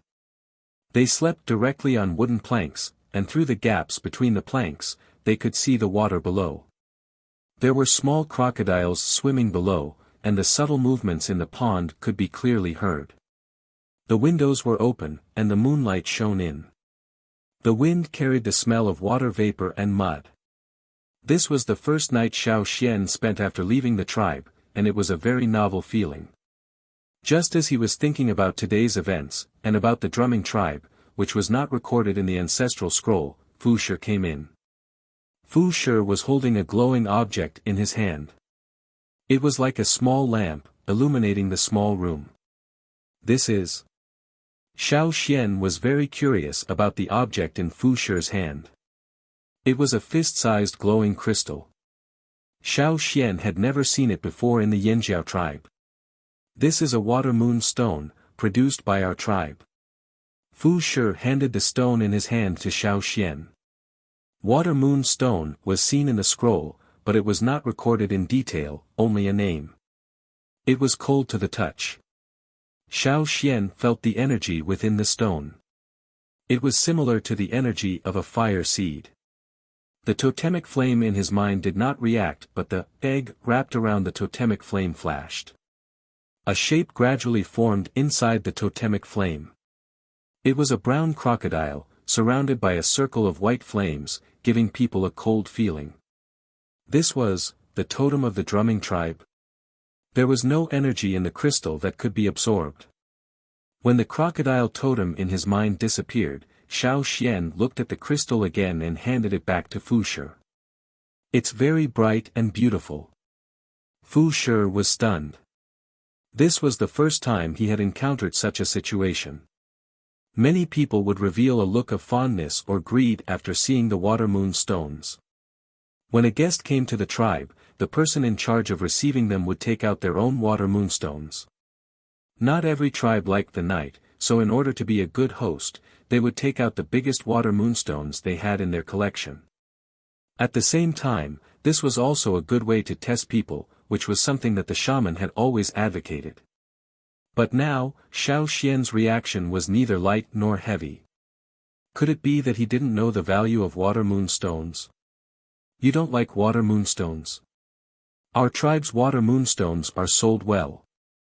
It's only this big, you can exchange it for a lot of things. Fu Shi exaggeratedly opened his arms and gestured. As someone who had seen electric lights, Xiao Xian did not have much interest in these glowing stones. What made him interested was that the shaman of the drumming tribe had mentioned the trade between tribes. Now that Fu Shi brought it up again, Xiao Xian seized the opportunity to ask. Trade, of course. We will take our water moonstones to other tribes and exchange them for other things. A small piece of water moonstone can be exchanged for a lot of things. Fu Shi told Xiao Xian about his tribe's most famous water moonstone. This kind of stone was indeed very popular with other tribes. It only needed a small piece to emit light. There was no need to light a fire. In the dark, one only needed one of these stones to see the surroundings. It was not afraid of being blown by the wind or flooded. Many people liked it, especially those who were afraid of high-temperature flames. This also reflected the value of the water moonstone. It was like a piece of gold. With it, the people of the drumming tribe could exchange for things they needed, such as good stones, precious herbs, pots and so on. Every time they traded, they would bring some water moonstones out and exchange for a lot of things. Xiao Xian listened with great interest and asked a few questions from time to time. When it came to his tribe's specialties, Fu Shi was also in high spirits. He explained the production of water moonstones and how to trade them. This was not because Fu Shi was not vigilant, but because many tribes knew about the water moonstones. It was not an absolute secret. They talked until late at night. Xiao Xian let Fu Shi go back. As for the water moonstone, Xiao Xian also let him take it away. With such a bright stone, how could he sleep? If there was an accident, it would be hard to hide. The night was full of danger, but it was also a kind of cover. Other people's houses were dark, but this room was bright. Wasn't this an obvious target? Fu Shi did not know what Xiao Xian was thinking. He only thought that Xiao Xian was a good person. After returning to his room, he praised Xiao Xian to his wife. In return, the couple lectured Chen Jia again. The next day, Xiao Xian ate a bloody breakfast and went out. The sun was already out. The small crocodiles in the pool climbed out to bask in the sun. In the pool in front of Chen Jia's house, there were 3 small crocodiles. 2 had yellow-brown eyes and 1 had black-brown eyes. When Cha-Cha landed next to them, she even tried to scare them. The 3 small crocodiles were so scared that they ran back into the pool. Before they entered the pool, Xiao Xian heard their cries. Only the 2 yellow-brown-eyed crocodiles were crying. The other black-brown-eyed crocodile did not make a sound. In other words, its cries were different from other crocodiles. Normal people would not be able to hear it. Xiao Xian thought that all black-brown-eyed crocodiles were like that. However, he found that the black-brown-eyed crocodile in the pool next door made the same cries as other crocodiles. The crocodile in front of the pool was an exception. Because of this, Xiao Xian asked Chen Jia, who was kicking water at the side. Chen Jia was still a little awkward. His father said that Xiao Xian really did not know anything. He also did not have much interest in the water moon stone. Moreover, the other party had saved him before. When he thought of his own actions, he felt embarrassed. "It can't cry," Chen Jia said. "It can't cry." "Yes, it couldn't cry when it was born.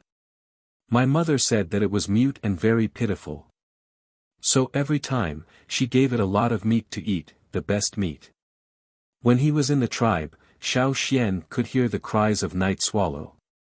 Other than high-level totemic warriors, no one else could hear it. Now, Xiao Xian could also hear its cries, but Chen Jia could not. Fu Shi and Ping were both intermediate-level totemic warriors. It could be seen from their eyes.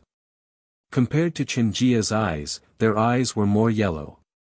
This was a characteristic of the drumming tribe. Beginner and intermediate-level totemic warriors could not hear it, but it was unknown if higher-level totemic warriors could hear it. After Cha-Cha left the pool, the black-brown-eyed crocodile climbed out of the pool and continued to bask in the sun. At this time, someone ran over. "Chen Jia, where's your father?" the person asked. "In the house." "Fu Shi, come out quickly," the person shouted. "What's wrong?" Fu Shi walked out and asked. "Go over, the chief has something to say." Seeing the other party's dignified expression, Fu Shi knew that the matter was quite serious. He did not hesitate and hurriedly left. Before leaving, he warned Chen Jia, "Don't run around. If you run again, I'll beat you to death." Chen Jia's mouth twitched, and he reluctantly replied with an "N." Ping was not at home, so there was only Xiao Xian and Chen Jia here. Xiao Xian looked at the surrounding families. People were all called out, so something big must have happened. "What happened in your tribe?" Xiao Xian asked. "I don't know, it's probably about the water moonstones," Chen Jia said. Thinking about what Fu Shi said last night, Xiao Xian said, "You mean, there might have been thieves who stole the water moonstones?" Yes, every year at this time, there would be people from the tribe who would come and steal the water moonstones when they come out. Mentioning the water moonstones, Chen Jia gnashed his teeth. The stolen water moonstones could be exchanged for a lot of things. Who came to steal the water moonstones? Xiao Xian asked. Many, other tribes, and maybe even thieves. Every time thieves appear, a lot of water moonstones are stolen. They deserve to die the most. In the afternoon, Fu Shi hurried back with some stone tools and warned Xiao Xian and Chen Jia not to run around. Someone in the tribe discovered the drumming tribe. The tribe's defense has been strengthened. Tonight, I'll be in charge of guarding, so I won't be coming back. Don't go out. Finishing his words, Fu Shi hurriedly left. The people in the surrounding houses were like Fu Shi, taking their tools and hurrying out. Every one of them had a dignified expression, their eyes filled with killing intent. Waiting for Fu Shi to leave, Xiao Xian asked Qin Jia, "What are the drumming tribe people like?" Qin Jia showed a rare expression of fear and resentment. The drumming tribe people are crazy. In order to achieve their goals, they will do anything. They are not afraid of death, they are very fast. Listening to Qin Jia's somewhat messy explanation, Xiao Xian speculated that the drumming tribe people were similar to death warriors. In their eyes, there was only the goal, nothing else was important. They were really a group of lunatics. This group of lunatics was not close to the drumming tribe, so they did not appear often. However, every time they appeared, they would set off a reign of terror. And this time, the drumming tribe's goal was most likely to be the water moonstones. Because the drumming tribe had been discovered, everyone was very nervous. Even during dinner, their appetite had decreased. Ping and Qin Jia did not eat much. After eating, Ping went to deliver food to Fu Shi, telling Qin Jia to stay at home obediently. However, Qin Jia was not a person who would wait at home. When other companions came to look for him, he would leave with them to discuss their own plans. Thus, the only one left in the house was Xiao Xian. The sky had not completely darkened yet. Xiao Xian sat on a wooden plank beside the house. Sitting on it, his legs hung down, allowing him to directly reach into the water. The water rippled, and a figure swam towards Xiao Xian. It was the small crocodile with dark brown eyes. After it swam over, it looked at Xiao Xian. It seemed to be very curious about Xiao Xian, and did not show any signs of fear. After thinking for a while, Xiao Xian reached out his hand and picked up the small crocodile. It had webbed toes, and compared to the other two, it was slimmer. Just now, when he saw it crawl and swim, it was very agile. Other than its cries that could not be heard, it was completely healthy. After being caught, the small crocodile did not run away. It obediently stayed in Xiao Xian's hand. Its temper was indeed much gentler than the one with dark brown eyes. Xiao Xian thought. After observing it for a while, Xiao Xian put it back into the water. Chapter 157. That night, Ping and Qin Jia did not return. Fu Shi needed to continue guarding and would not return for the whole night. After Cha Cha threw down a deer he caught from God knows where, he found a tree to eat and rest. Xiao Xian was the only one in the house. Xiao Xian could not walk around. Now that the drumming tribe was in a tense period, as an outsider, Xiao Xian could not run around and attract suspicion. As a newcomer, it was better to make a good impression. If there was a day when the Yanjiao tribesmen could smoothly cross over from the other side of the river, they would inevitably greet the drumming tribesmen. Xiao Xian crossed his legs and rested on the wooden planks in the room. As Xiao Xian swayed his legs, the wooden planks below him creaked slightly. As he was thinking, Xiao Xian heard a few humming sounds coming from outside. It sounded like someone was pinching their nose. These sounds were not made by humans, but by the small crocodiles. Listening to the sounds, it came from the pond where Qin Jia's family lived. It was just that it was not near the house. After a few short cries, the cries came to an abrupt end, but very quickly, more cries came out. Only, the cries after that were different from the ones before. The one who made the last sound was the brown-eyed small crocodile that was thought to be mute. The surrounding small crocodiles did not often cry out. They only cried out when they felt threatened or when they felt danger. For example, the 3 small crocodiles that Cha-Cha had teased that day had all cried out. The tribesmen said that these small crocodiles were very sensitive to likes and dislikes. Even if you smiled and looked very kind, if you had bad intentions, these small crocodiles would still avoid you or directly bite you. At this time, what exactly did the 3 small crocodiles in the pond encounter that caused them to cry out like that?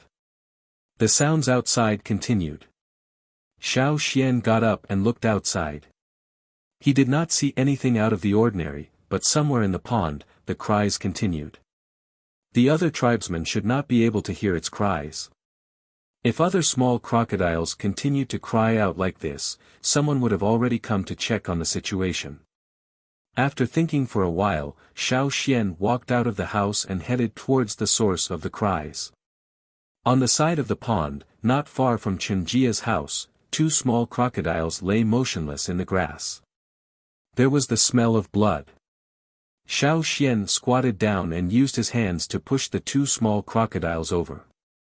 Their light-colored abdomens show obvious traces of blood, as if they had been split in half. They were killed with a single blow from a sharp weapon. The roar just now, it should be these two small crocodiles. After a few cries, it suddenly stopped. It was at that time that they encountered the killer. The two little crocodiles died in the same way. They were killed in a single blow. They were extremely fast and almost didn't make a sound. He was flipping one of the crocodiles open when he heard hurried footsteps, followed by an angry roar. What did you do to them? It was a 15 or 16-year-old girl with tawny eyes. Thinking of this kind of person's impatience and temper, Xiao Xian was about to explain, but when she saw the crocodiles lying on the ground, she exploded. You're looking for death.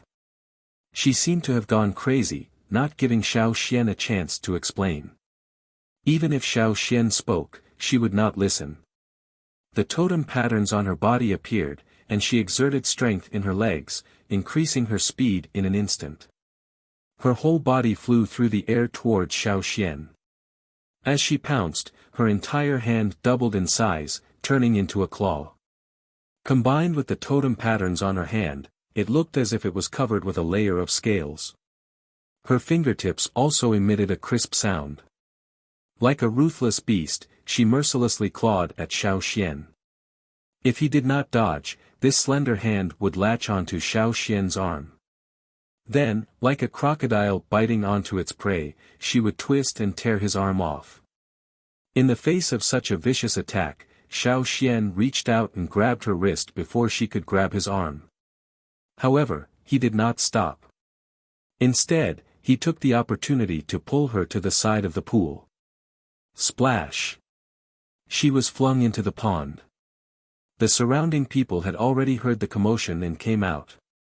Under such a tense situation, with roars and the sound of someone falling into the water, it would be strange if they did not notice. The surrounding families, regardless of gender, ran out with tools and surrounded Xiao Xian. The children were not allowed to come out. They only stuck their heads out of their windows or doors to look over. On the grass beside the pond, the two dead crocodiles were very conspicuous. The people of the drumming tribe had always paid attention to crocodiles, so the two crocodiles next to them attracted their attention even more. Originally, they thought it was just a quarrel between two parties, but after seeing the two dead crocodiles, the people who surrounded them became angry. For Xiao Xian, an outsider, the surrounding families had always been on guard against him. They did not allow their children to come in contact with Xiao Xian. There were several times when their children were curious about the eagle and wanted to go over to take a look, but the adults made up stories to scare them. Now, with this scene in front of them, it was needless to say. I didn't kill them. Xiao Xian said. If it wasn't you, who else could it be? It must be him. Ban Ling saw it just now. The surrounding people shouted. They looked at Xiao Xian fiercely. Just as they were about to attack, they heard a shout from behind, "Stop!" Hearing this voice, the person who was about to attack immediately halted his movements and turned to look behind him. There were two people who came over. Xiao Xian recognized one of them. It was Chun, the wife of Fan Mu. She was also the one who had shouted for them to stop. As for the young man standing next to her, Xiao Xian did not recognize him. However, the young man had dark brown eyes and gave people the impression that he was calmer. At first glance, he seemed more harmless than the others, but Xiao Xian's intuition told him that this person was more difficult to deal with. What happened? Chun walked over and asked. He killed 2 small treasured fish. Yes, he even attacked Ban Ling. I already said that outsiders don't have good intentions. We should have kicked him out long ago. The surrounding people began to talk at once, telling him everything that had happened. After listening, Chun did not immediately ask Xiao Xian. Instead, she walked over and picked up the 2 dead crocodiles. Xiao Xian could feel that Chun's hands were trembling as she held the 2 crocodiles. She was trying her best to control her emotions. She also had dark brown eyes, but she wasn't as reckless as the others. After looking at the wounds on the crocodiles, Chun asked Xiao Xian, "What do you say?" "I didn't kill them. I just came over and saw that there was something wrong with them. I turned them over and found that they were already dead. When I picked them up to take a look, she came over." Xiao Xian pointed at the person walking out of the pool. "Ban Ling, did you really see him kill the small treasured fish?" Chun stared at the person walking out of the pool and asked in a deep voice. Ban Ling had just been thrown into the water and was still in a sorry state. When asked, she didn't have time to tidy up her hair and said, "I saw him holding the small treasured fish in his hand." In other words, you didn't see Xiao Xian kill the small treasured fish. Chun's tone was not very good, and the surrounding people could hear it. Moreover, after Chun took the 2 crocodiles, many people saw the wounds on the crocodiles. They knew that they were killed by a sharp weapon. Xiao Xian didn't have such a weapon on him. Perhaps they really had wrongly accused him. Thinking of their actions just now, the people surrounding Xiao Xian all retreated in embarrassment. The people who had shouted especially loudly now wished they could bury their heads in their pants to reduce their presence. But there were also some people who were unconvinced. They felt that judging Xiao Xian wasn't the murderer based on a single wound was too arbitrary. Perhaps Xiao Xian was still hiding some secrets. Thinking of this, they took a step forward and were about to say something when they saw Xiao Xian turn around and walk towards the pool. The surrounding people of the drumming tribe were very curious about Xiao Xian's reaction. What was he doing? Xiao Xian walked to the side of the pool, but he didn't enter it. Instead, he stretched out his hand to the side. Soon, the water rippled and a small figure came out of it. It turned out that there was a small hole there, and it was hiding in it. After swimming out, the small crocodile directly climbed onto Xiao Xian's hand. It was actually crying out, but no one could hear it, including the tribe's senior totemic warrior, Chun. Seeing the small crocodile in Xiao Xian's hand, the person who had stepped forward and wanted to argue retracted his leg.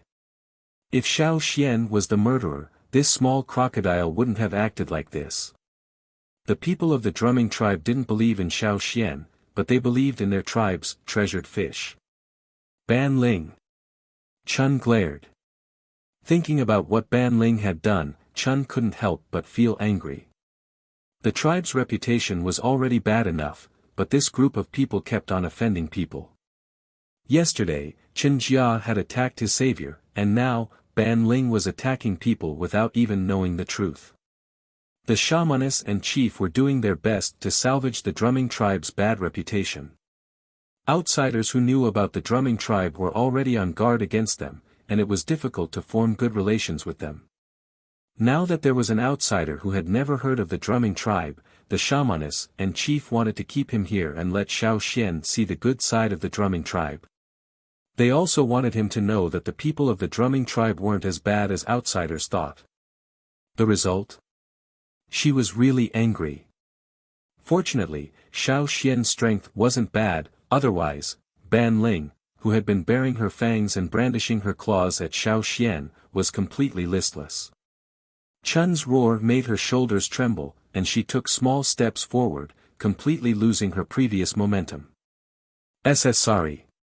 Ban Ling apologized to Xiao Xian, her voice sounding as if she was about to cry. Xiao Xian, right? I'm sorry, but just treat what I said as if it was eaten by the fish. Don't take it seriously.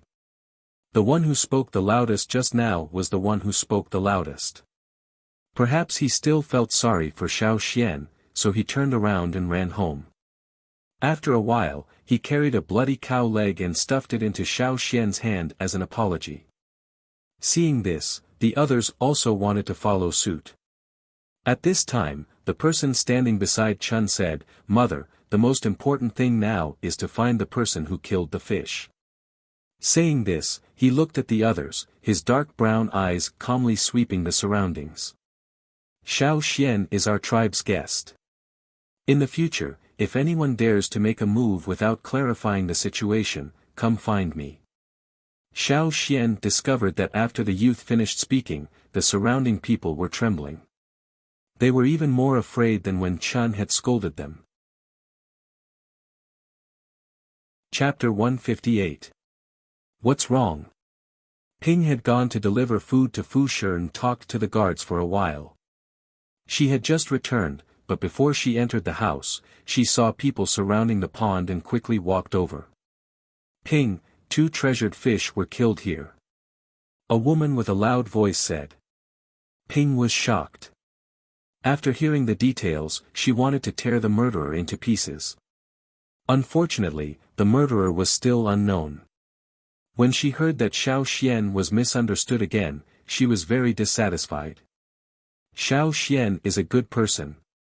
He doesn't even want my water moon stone." What? There was actually someone who didn't like the water moon stone. The surrounding people suddenly felt that Xiao Xian was too safe. Those who wanted to steal the water moonstones in their tribe were not good people. Compared to them, Xiao Xian was an outsider who was not interested in the water moonstones. Everyone suddenly felt more comfortable around him. But thinking about it, how could Xiao Xian not like the water moonstone? It was such a good thing, why didn't he like it? "Xiao Xian, the water moonstone is really good. You can exchange it for many things in other tribes." Yes, Xiao Xian, it must be because Fu Shi's water moon stone is small and dark. Maybe it's an old stone that has been there for a few years. Come to my house, our water moon stone is big and bright. We just fished it out last year. If it comes out this year, there will definitely be bigger ones. Come to my house, my water moon stone is big too. My daughter personally put it away last year. Oh right, my daughter is over there. She's very pretty. Xiao Xian, you will definitely like her. The auntie who spoke narrowed her eyes and pointed in the direction of her house. Xiao Xian looked in the direction the auntie was pointing at. There was a young lady standing on the steps of a house. At this moment, the lady was smiling at him with her mouth wide open from ear to ear. Probably because she had just eaten dinner, there were still traces of blood on her white teeth. It was really a big mouth. Haha. Xiao Xian turned his head and smiled stiffly. Fortunately, this was not the time to talk too much. Chun took away the 2 dead crocodiles and told everyone to pay attention to the surroundings. Also, pay attention to the small crocodiles in the pools around their houses. Xiao Xian returned to the house covered in blood, holding the beef leg. Although he had been wrong twice, he really didn't know what to do with this group of people. After all, he wasn't injured. Moreover, Xiao Xian wanted to follow them to learn more about other tribes. Now that the drumming tribe also wanted to leave a good impression on them, Xiao Xian wouldn't quarrel with them because of this. Ping looked at the baby crocodile in Xiao Xian's hand and felt sad. She had watched them break out of their shells. When they broke out of their shells, because the big crocodile had already left, she had personally helped them break out of their shells. Many people in the drumming tribe were rash and irritable, but they were also easily emotional. When they were emotional, they would talk a lot. After Ping returned, she told Xiao Xian a lot about the little crocodiles. The current batch of crocodiles in the tribe were not born during the breeding season, so they were in the minority. Without the protection of the big crocodiles, these little crocodiles were easily harmed. Therefore, every year, the people in the tribe would take special care of these little crocodiles. Generally speaking, the big crocodiles that had left would return here after the 2 moons overlapped and the river rose again. They would then lay eggs and hatch their young. At that time, a large number of baby crocodiles would be born. Seeing that only one of the 3 little crocodiles was left, Ping started crying as she spoke. At this time, Chen Jia also returned home. To distract Ping, Xiao Xian brought the brown-eyed baby crocodile back to the room. Now that he had calmed down, he carefully recalled the movements he had heard before, as well as the details he saw when he walked to the pool. Although this was not the core area of the drumming tribe, there were still many houses. Other than the people guarding outside, how could there be people walking around outside? How could a fearsome beast sneak in from outside without a sound? If it was not done by an internal member, then the person who killed the 2 little crocodiles was too capable. The little crocodile that Xiao Xian brought back was still crying out. It was probably scared stiff and did not want to return to the pool. Instead, it kept following Xiao Xian. The 3 little crocodiles were from the same nest and often moved together. Even if they were separated, they would not be too far apart. The people in the tribe said that these little crocodiles were very sensitive to people's likes and dislikes. Perhaps they discovered that person, which was why they cried out. They were also killed because of their cries, because if they were allowed to cry out, it would attract other people's attention. Now, the crocodile that could cry out was dead, and the mute in front of him saved its life. After comforting his mother, Chen Jia was beaten up again. He came to Xiao Xian and asked, "When you went over, you only saw the little fish that was killed. Did you really not see anyone?" Xiao Xian raised his head and looked at Chen Jia. This child had been beaten up because he ran around at night, but this injury was nothing to them. "I didn't see any strangers," Xiao Xian said. Although he was not familiar with the surrounding families, he had seen them once and had an impression of them. At that time, he did not see anyone else around, and before that, he did not notice any strangers around. Not necessarily strangers. For example, someone familiar. Chen Jia was somewhat conflicted. He was not good at hiding his thoughts, and his expression told Xiao Xian what this child was thinking. As an outsider, Xiao Xian would not easily talk about the matters of the drumming tribe. Instead, he asked, "Yesterday, who pushed you down the river?" Chen Jia raised his head in surprise. "How do you know I was pushed?" After coming back, he only told others that he accidentally fell down, but did not tell anyone the truth. "I guessed," Xiao Xian said. Although Chen Jia looked unreliable, from many details, this child was still very cautious. It was impossible for him to know that there was danger at the river bank and still go there. Perhaps the drumming tribe's chief and shaman also knew, but they did not interrogate Chen Jia. They might even know more. Those 2 were not simple-minded people. After hiding the secret in his heart for 2 days, Chen Jia felt that he could not hold it in any longer. However, he did not dare to tell the others in the tribe. Just now, when he was outside, he tried to ask his friends about it. Their reactions were very strong, and they felt that it was definitely not someone from the tribe who did it. "So, you think there is a mole?" Xiao Xian asked. "What is a mole?" "It means that the person who did this is someone who is hiding in the tribe." "Yes."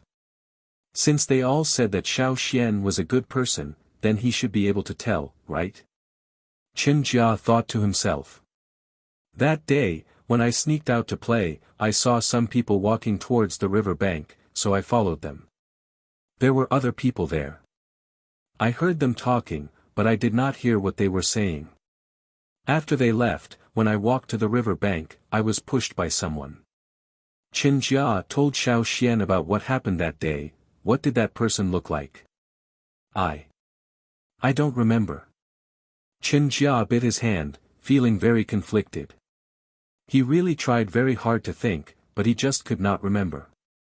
He always felt that the person's face was blurry, but looking at the figure, he really did look like someone from the tribe.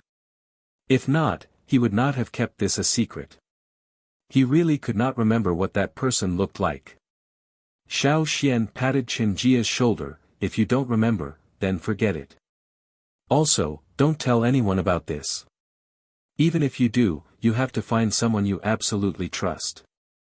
For example, your parents. If that mole knows that you know a lot of things, you might end up like the two little treasured fish that were killed tonight. Why? Chen Jia's face was full of fear. Because they can cry. Xiao Xian also touched the mute little crocodile in his hand, but it can't, so it survived. Chen Jia was not too stupid. After thinking for a while, he understood Xiao Xian's meaning. With a pale face, he said, I'll go find mother first. Regardless of whether the truth was as Xiao Xian imagined, at least by scaring Chen Jia would not run around alone. Otherwise, there was a real possibility that he would be killed. When there are many tribes, it is easy to get chaotic. Don't you think so? Xiao Xian tore off a piece of meat and put it in front of the little crocodile's mouth. The teeth of crocodiles belong to the truncated tooth type. They can't directly bite off a piece of meat like cats, so they have to roll or sway to bite off the meat. This is the familiar death roll and sway dance of the crocodile. Seeing the little crocodile roll around after biting the meat, Xiao Xian thought of the people in the tribe, as well as Caesar and the others. He wondered how they were doing now. When he left the tribe, he didn't think so, but now he missed them. He remembered that on the day he left, Xiao Xian wanted to tell the shaman Old Kun not to worry. In the end, he only said 2 words before they beat him up with their crutches. Thinking of this, Xiao Xian couldn't help but laugh. The moonlight outside the window was even brighter than last night. Soon, it would be the day when the 2 moons overlapped. If he wanted to go back, he would have to wait at least a year. In the next few days, the tribe was very peaceful. There were no more abnormal situations, but Fu Shi and the other tribe guards were even more vigilant. The day when the 2 moons overlapped was one of the most important days of the year. Other than the sacrificial ceremony, it was also one of the most important days. They called it the Water Moon Festival. In the drumming tribe, there was a small river winding around the tribe. The people of the drumming tribe called it the Water Moon Path. Before and after the 2 moons overlapped, when the river level lowered, the Water Moon Path would be separated from the river. When the 2 moons overlapped in the night sky, every family of the drumming tribe would guard the path closest to their house, waiting for the water moonstones to appear so that they could go down to collect them. Even though Xiao Xian was curious about the production of the water moonstones, in order to avoid suspicion, he didn't take the initiative to follow them. However, Ping was very enthusiastic. It was probably because someone said that her family's water moonstones weren't good that night. She wanted to prove it in front of Xiao Xian, so she let Xiao Xian go with her. Fu Shi was responsible for guarding the path, so he didn't go with Ping and Chen Jia. My families will definitely be the best this year. Nonsense, my families is the best. You guys don't need to argue. In any case, the first place will definitely be my family. Before they even reached the water moon path, a group of children had already started arguing. The tribe had given each family an area. When the time came to collect the water moonstones, they could only collect them in their own area. Whether they collected more or less, they had to bear the responsibility. It had nothing to do with others. Xiao Xian, Ping, and Chen Jia stood together. This was the area of Chen Jia's family. Looking at the muddy river in front of them, which was no more than 5 meters wide, it was hard to associate it with the name Water Moon Path. Xiao Xian was looking forward to what would happen next. Such a bright stone, how did it come out from this muddy river? The 2 moons overlapped more and more in the sky. Xiao Xian suddenly heard a dense and small sound, as if iron powder was being forcefully attracted by a magnetic force. The muddy river in front of them was becoming clearer and clearer at a speed visible to the naked eye. Chapter 159. Ping and Qinjia stood on the shore, waiting nervously. The amount of water moonstones they could produce in this section would determine whether they would be rich or poor in the coming days. If they could produce a lot of water moonstones, and each of them was big and bright, their family would be rich this year. When the trading day came, they could bring them out to exchange for a lot of things. However, if the stones they produced were small and small, then it would be hard. Whether they were poor or rich, it all depended on this part of the river. Xiao Xian felt that this method was very novel. Ping was already praying nervously. Qinjia was also biting his hands. He liked to bite his hands when he was nervous. The muddy river water became clearer and clearer. In less than 10 minutes, it had already become translucent. There was even light emitting from the bottom of the river. It was even more eye-catching than the moon in the sky. The muddy river gradually became clear. At the bottom of the river, they could see some things emitting light. Those were the water moonstones. The white light passed through the river and reflected in the eyes of the people on the shore. Ha, ha ha ha ha. Some people laughed wildly. Their part of the river was especially bright. This meant that there would be more water moonstones produced there. Some people were happy, while others were worried. Some parts of the river were dimmer than others. There were a lot less water moonstones there. Ha ha ha ha. Qinjia also laughed arrogantly. Their part of the river was brighter than the other two families. He laughed and made a gesture to the other two families, showing off. Ping knelt by the river bank, watching the white light at the bottom of the river get brighter and brighter. She was so excited that no one knew what she was mumbling. The surrounding families looked at Qinjia and his mother with envy and jealousy. But there was nothing they could do. Whether it was more or less, they had already determined it.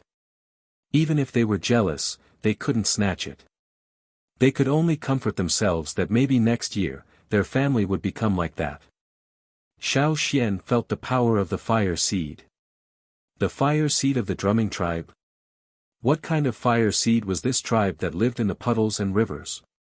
In the Yanjiao tribe, the shaman was able to connect the fire seed's power to the houses at the top of the mountain. That was why the houses at the top of the mountain were always warm during the winter. And here, the production of these water moonstones seemed to be closely related to the fire seed of the drumming tribe. No wonder Fu Shi said that this was their drumming tribe's specialty. The power of the fire seed was special. After Ping prayed and expressed her gratitude, she turned to Qinjia, who was already itching to give it a try, and said, "Enter the water." "All right." Qinjia flung off the beast skin coat on his body, covering his entire body with totem patterns, and jumped into the clear and bright river. Many children from other families were like Qinjia, impatiently jumping into the water to fish for the water moonstones. Xiao Xian noticed that when the children were swimming, their legs weren't alternately kicking the water. Instead, they were swaying left and right. Their bones seemed to have been softened. The totemic patterns covered their bodies like scales. At first glance, it looked like the powerful tail of a crocodile that was swaying in the water. The people of the drumming tribe were good swimmers. Even if they were underwater, they could stay underwater for a long time. Therefore, the work of digging the water moonstones from the bottom of the river was extremely simple for them. As the first stone dug out this year, they had to choose a big one. The people of the drumming tribe believed that a good start would lead to better results. Perhaps there would be more stones as big as this one dug out later. Therefore, the first stone had to be chosen well. Qinjia swam back and forth at the bottom of the river. Finally, he chose a spot and dug out a very big and bright water moonstone. He didn't swim upstream, but turned around and threw it towards the river bank. The water moonstone that was thrown out of the water was accurately caught by Ping. She wiped the water off the stone and looked at it excitedly. She was so happy that she couldn't close her mouth, and the smile on her face grew wider and wider. After looking at it for a while, Ping didn't put it into the basket at the side. Instead, she handed it to Xiao Xian. Xiao Xian, look. This is the stone my family produced this year. Isn't it big? Isn't it bright? You can definitely exchange it for many good things. Xiao Xian took it. It was cool to the touch, but it was much brighter than the one Fu Shi showed him that night. This was because it was newly produced. However, Xiao Xian still couldn't absorb any energy from it. He could only feel that this stone was related to the drumming tribe's fire seed and totem. Other than the fire seed and totem, these stones were also closely related to the crocodiles that had followed the river downstream. According to the people of the drumming tribe, when the crocodiles returned, they would spit out some stones from their stomachs into the water moon canal. These stones would eventually become water moonstones. Every year, after the water moonstones were picked out, new stones would enter, and the next year, new stones would be picked up. But without these crocodiles, there wouldn't be any water moonstones here. The people of the drumming tribe didn't know how many stones were spat out by the treasured fish, and which of these stones could become water moonstones. Even if it was artificially changed, the results would be different from what they expected. In the end, they could only pray to the totem, hoping for more gifts. This was also the main reason why the drumming tribe called the crocodiles the treasured fish. Xiao Xian had a classmate in his past life who also raised crocodiles. He also heard that his family's crocodiles ate stones, and the stones they ate were called stomach stones. They were used to help the crocodiles grind down food that was difficult to digest. He wondered if the stones the drumming tribe's crocodiles spat out in the water moon canal were also used as stomach stones. Previously, the most turbid river in the entire tribe actually produced such bright water moonstones. What a magical place! After looking, Xiao Xian carefully placed the stone into a rattan basket at the side. Seeing Xiao Xian's actions, Ping's impression of Xiao Xian became even better. She fished out the newly placed stone and stuffed it into Xiao Xian's hands. Take it. When you go out in the future, you can use it to exchange for many good things. When you go to other tribes to exchange for things you want, you'll know how good water moonstones are. This was the feeling of becoming a nouveau riche. With such a big stone, giving it away didn't hurt at all. Ping didn't say much. After stuffing the stone into Xiao Xian's hands, she hurriedly went to receive the other stones that Qin Jia threw up. Thank you. Xiao Xian put the stone into the animal skin bag and helped Ping look after the rattan basket. Tonight, it was not a peaceful night. Danger was lurking. Not only Xiao Xian, but the people of the drumming tribe were also prepared. Every year at this time, many things would happen. They were already used to it and were ready to fight at any time. That was why they let their children fish for stones, while the adults at home were always vigilant of their surroundings. Once they found anything unusual, they would join in the battle. Not far from the water moon canal, Fu Shi and his companions were vigilantly watching their surroundings. However, they also wanted to know the situation at the water moon canal. They didn't know how their own family's situation was this year. I feel that my family will definitely have a lot this year. Fu Shi said. My family definitely won't have less than yours. The people beside Fu Shi were not convinced. I don't expect it to be the most, as long as it's not too little. Another person whispered. Useless. Sigh, even if I wanted to, I couldn't decide. So I don't have much hope. As they were talking, the people who came to investigate the situation at the water moon canal came over. Fu Shi, your family is rich this year. That part of your house is the brightest. The man said while panting. Aha! Fu Shi was so excited that he couldn't wait to jump a few rounds. This is great. And, when the time comes to trade, I'll get more good things. I'll get a few beautiful clothes for Ping, and a few better stone tools for Qin Jia. These people were like Fu Shi. Although their family didn't have as much as Fu Shi's family this year, it was still quite a lot. When the time comes to trade, what should they get? Just as they were thinking, Fu Shi's face froze. The muscles under his skin suddenly swelled, causing his already sturdy body to become even thicker. Black totem patterns covered his entire body like sturdy scales.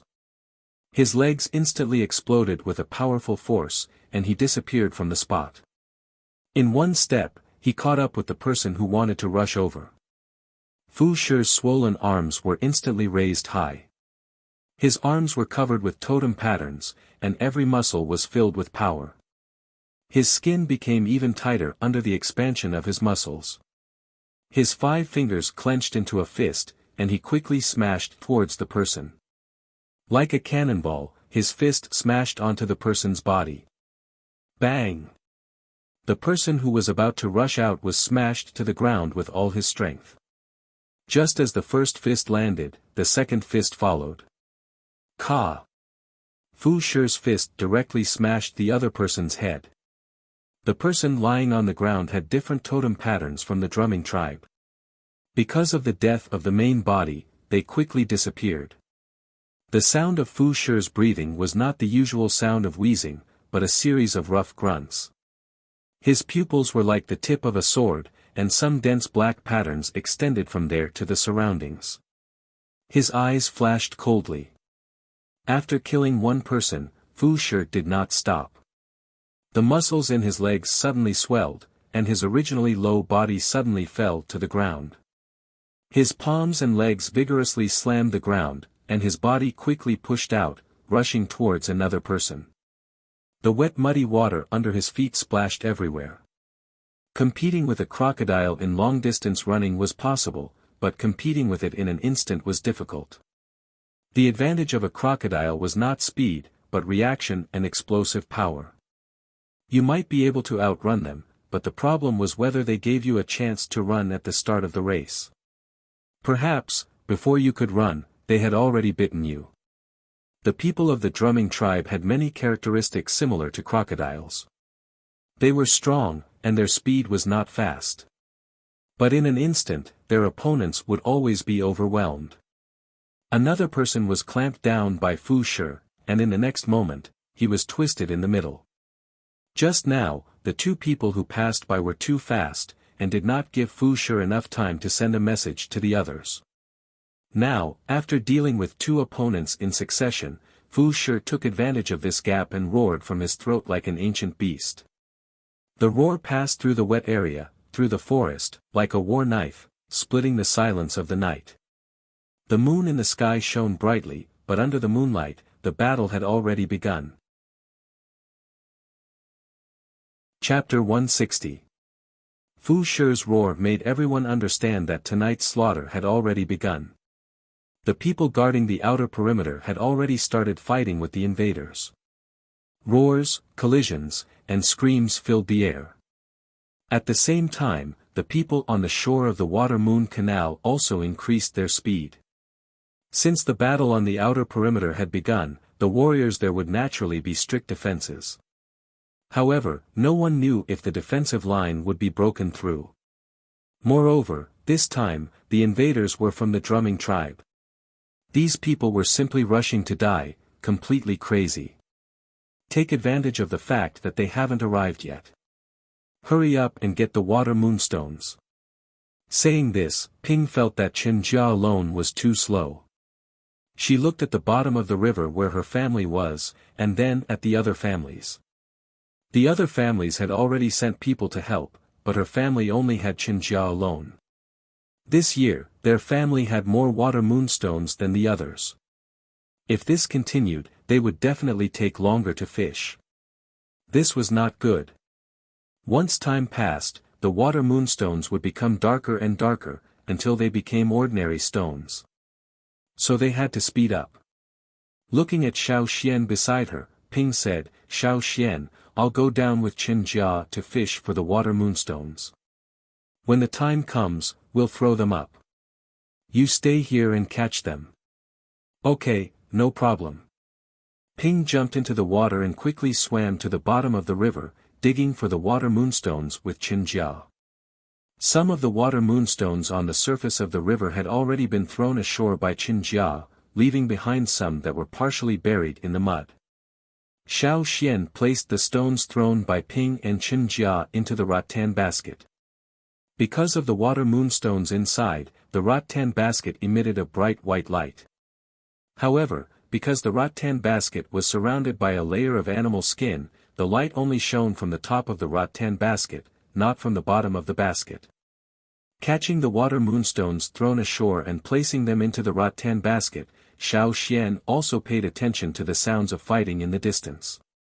There seemed to be quite a few people coming. However, because of the robbing and theft of the water moonstones every year, the drumming tribe was well prepared. There shouldn't be any big problems. As the water moonstones were fished out one by one, the light in the water moon canal became darker and darker. About half an hour later, there was basically no light left in the canal. On the shore, there were rattan baskets emitting light. But now, no one was happy because of the water moon stones that they had fished out. Instead, they were very worried. "Looks like we won't be able to defend against it," an older man said. "Someone will always come. Fortunately, we've already fished out the water moon stones. Otherwise, they would have taken advantage of us again," a woman said fiercely. Similar things had happened in the past. The guards at the outer layer might not be able to stop all the intruders, and some of the people who rushed into the tribe would steal the water moonstones that had not been fished out from the water moon channel. The totem patterns on the body of the elder who had spoken earlier appeared. He jumped into the water and swam to the other side of the channel. He lowered his body slightly. He waited for a moment. Then, he took a step forward. His legs instantly exploded with power, leaving deep footprints on the ground. His body suddenly soared into the sky, and rushed out like lightning. The wide animal skin clothes on his body fluttered because of the change in the airflow. A figure quickly came out from the forest. Before he could react, he was hit by a punch, and the bones in his chest cracked. The person who hadn't died was still struggling. But in the next moment, a large hand with sharp claws pressed down on his heart. Pucci. The hand directly penetrated and crushed the intruder's heart. From the moment the elder moved to the moment he killed the intruder, everything happened in a very short time. Although it looked like a simple fight, it was in fact not so. Xiao Xian realized that after killing the intruder, the elder was panting heavily. If they couldn't kill the intruder in an instant, the longer the battle dragged on, the more disadvantageous it would be for them. Other than the moment they started to charge, their speed was slower than the intruders. If the intruder successfully stole the water moon stone and escaped, the people here might not be able to catch up to him. Someone came so quickly. Ping looked worried. In the past few years, there were people who could rush here at this time. But this year, the tribe had made a lot of preparations. There were also many barriers set up outside. Originally, they thought that they could delay for a little longer to give the water moon channel more time to prepare and settle down. But now, it seemed that things were worse than they thought. "Quickly let the children take the water moon stones back," the elder said. Actually, even if he didn't say it, the others could also guess the current situation. Putting the last water moon stone into the rattan basket, Ping wrapped the animal skin around the basket and tied it with a straw rope. The originally dazzling white light was completely blocked. Passing the rattan basket to Chen Jia, Ping said, "Quickly take the water moon stones back." And Chen Jia didn't say anything more. This kind of thing, he had encountered many times since he was young. "Mother." Carrying the rattan basket and walking a few steps, Chen Jia looked back at Ping and shouted. "Go back. Be smart.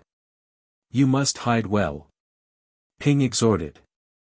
The surrounding families were in the same situation. They let the children take the water moon stones back, while the adults stood guard here. Ping and the surrounding families were the same. The adults, no matter male or female, would all stand guard here. With the water moon channel as the boundary, this was the second line of defense. After this, it would be the tribe's residence. I'll stay here to help you. Xiao Xian said.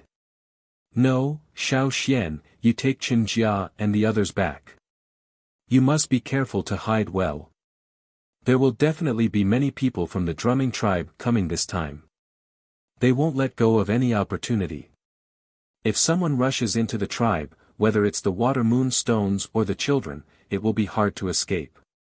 Even if the water moon stones are stolen, don't fight with them. There will be people in the tribe to help. As long as you hide well and wait for the rest of the tribe, it will be fine. With Xiao Xian here, she felt more at ease. Qin Jia, this brat, was disobedient and liked to run around. If there was no one watching over him, she would feel uneasy. When this matter was over, she would give more water moon stones to Xiao Xian as thanks. After these few days, Ping felt that Xiao Xian should be a reliable person.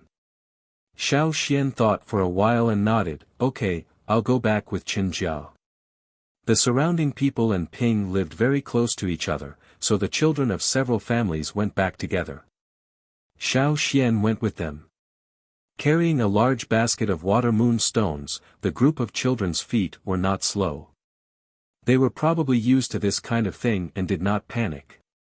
After returning to their homes, they all went back to their own homes. The place where the water moon stones were hidden was actually in the water. In the room where Fu Shi and Ping slept, Qin Jia lifted up a few wooden planks and carefully placed the rattan basket down. Directly below was the pool. The water here was able to submerge the rattan basket. The murky water was able to hide the rattan basket very well.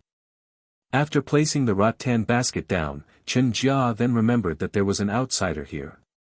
He carefully raised his head to take a look, only to find that Xiao Xian was not paying attention to him at all. Instead, he was busy at the window. What are you doing? Qin Jia asked. Just in case, adding a layer of protection. Xiao Xian replied. When Qin Jia came over, Xiao Xian had already finished dealing with the matter. The windows of the drumming tribe were relatively large. Every bedroom had a large window. Most of the time, they would use the window as a door, directly entering and exiting through the window. Therefore, after closing the door, the window was the only way in and out. Qin Jia looked at the window and did not find anything special. Just as he was about to reach out and touch the window frame, he was stopped by Xiao Xian. Your mother told you to hide well. Xiao Xian said. Qin Jia bit his hand in annoyance, no need to hide, I didn't hide before. I'll just wait here. He originally wanted to lean against the window and take a look outside, but when he thought of Xiao Xian's actions just now, he held back and sat there, continuing to bite his hand. He heard that this time it would be even more dangerous. He did not know if anything would happen to his father and mother. In the past, his grandparents had lost their lives in this kind of attack. Xiao Xian glanced at Qin Jia. If you want to hide, will you also hide in the pool? Yes. There's a hole in the pool where you can hide. There was no air in the hole under the pool. Only the drumming tribe, who were good at swimming, could hold their breath for a long time. Others could not do what they did. Outside, there were small crocodiles calling out. They were from the other pools. Probably because they felt uneasy, they kept calling out. This included the brown-eyed crocodile in Qin Jia's family pool. Xiao Xian looked outside and did not see any intruders. There was not even a person walking around. Everyone stayed in their own houses with their doors tightly shut. No one went out. You wait here, I'll go out and take a look. Xiao Xian said. After taking 2 steps, he turned around and said, don't touch the window. If you want to hide, you can enter the pool from under the wooden planks. Remember, if anyone comes to call you, don't come out of the window. Stand as far away from the window as possible. I know. Qin Jia replied. Xiao Xian jumped out of the window without touching the frame at all. Compared to the fighting outside the tribe, the residential area was much quieter. Of course, that was on the premise that there were no crocodiles calling out. But because of the crocodiles calling out in the pool, it made people feel more nervous and full of danger. The mute crocodile had already climbed out of the pool and was with the other crocodiles in the pool. Sensing Xiao Xian's arrival, it broke away from its small group and headed towards Xiao Xian. On the other side, Chen Jia, who was staying in the house, was worried about his parents' situation. Suddenly, he heard someone calling his name from outside. "Chen Jia, are you home?" The voice was very familiar. It sounded like someone from the tribe. At the same time, there was the sound of footsteps coming up the stairs. The wooden planks creaked as they approached step by step. "Who is it?" Chen Jia wanted to jump out of the window to take a look, but he remembered Xiao Xian's instructions before he left. He stopped and stood 2 steps away from the window, looking out. A figure heard Chen Jia's voice and walked to the window, looking into the room. It was dressed like a tribesman. His face looked familiar. It was one of the tribe's patrolling warriors. But Chen Jia had a strange feeling. Chapter 161. What's the matter? Chen Jia did not immediately walk over, but stood still and asked. "The chief asked me to bring you all over. This time, the drumming tribe has sent many people, so it's not safe for you all to stay here," the other party said. Seeing that Chen Jia was still doubtful, the man took out a square bone plate with the drumming tribe's totem pattern on it. Here, it was equivalent to the chief's command and was a proof. Seeing the bone plate, Chen Jia's heart relaxed slightly. "Then what about my family's water moonstones?" Chen Jia asked again. "Bring them along. If we leave them here, they will find us," the man said. "Okay." Chen Jia did not think that the chief would be greedy for his family's water moonstones. If he could bring the water moonstones to the central area, it would be much safer. Suppressing the strange feeling in his heart, Chen Jia removed the wooden plank and pulled out the rattan basket filled with water moonstones from the water. Carrying it, he walked towards the window. As he walked, he asked, "Has Tail and the others all gone over?" Tail was a nearby child about the same age as Chen Jia. They often played together. Because his hair was tied up in a bundle and was somewhat stiff, looking like a crocodile's tail, everyone gave him such a name. "Yes, they're waiting at the edge of the forest. You'll see them soon." As the man spoke, he looked around. There were people in the other houses looking in this direction. He waved his hand, "You all come out too, let's leave together." "Okay." The people on the other side replied. Hearing that many people he knew were here, Chen Jia's heart was happy. Hugging the rattan basket, he planned to climb out of the window. But in the next moment, he remembered Xiao Xian's warning. Xiao Xian said, "Don't leave the window if anyone comes over." Then should he leave or not? Thus, when he was half a step away from the window, Chen Jia stopped and looked at the person standing outside. Because of the moonlight, half of the person's face was covered in shadows. His eyes were brown and yellow, the eyes of the drumming tribe. But, it was strange. Why did this person's face become more and more blurred? His face was blurred. Chen Jia was startled. Looking at the person outside the window, his face showed vigilance. "What's wrong? Come out quickly, everyone is waiting," the man urged. Not only did Chen Jia not move forward, he quickly retreated a few steps, still vigilantly staring at the person in front of the window. He was suspicious of the person in front of him, but when he thought about the domino he had taken out, it was indeed given to him by the leader. Should he give it out or not? Seeing that Chen Jia did not move, the person waiting outside the window scolded him, but Chen Jia still did not move forward. His face was still filled with hesitation as he held on to the rattan basket tightly, as if he was guarding against a thief.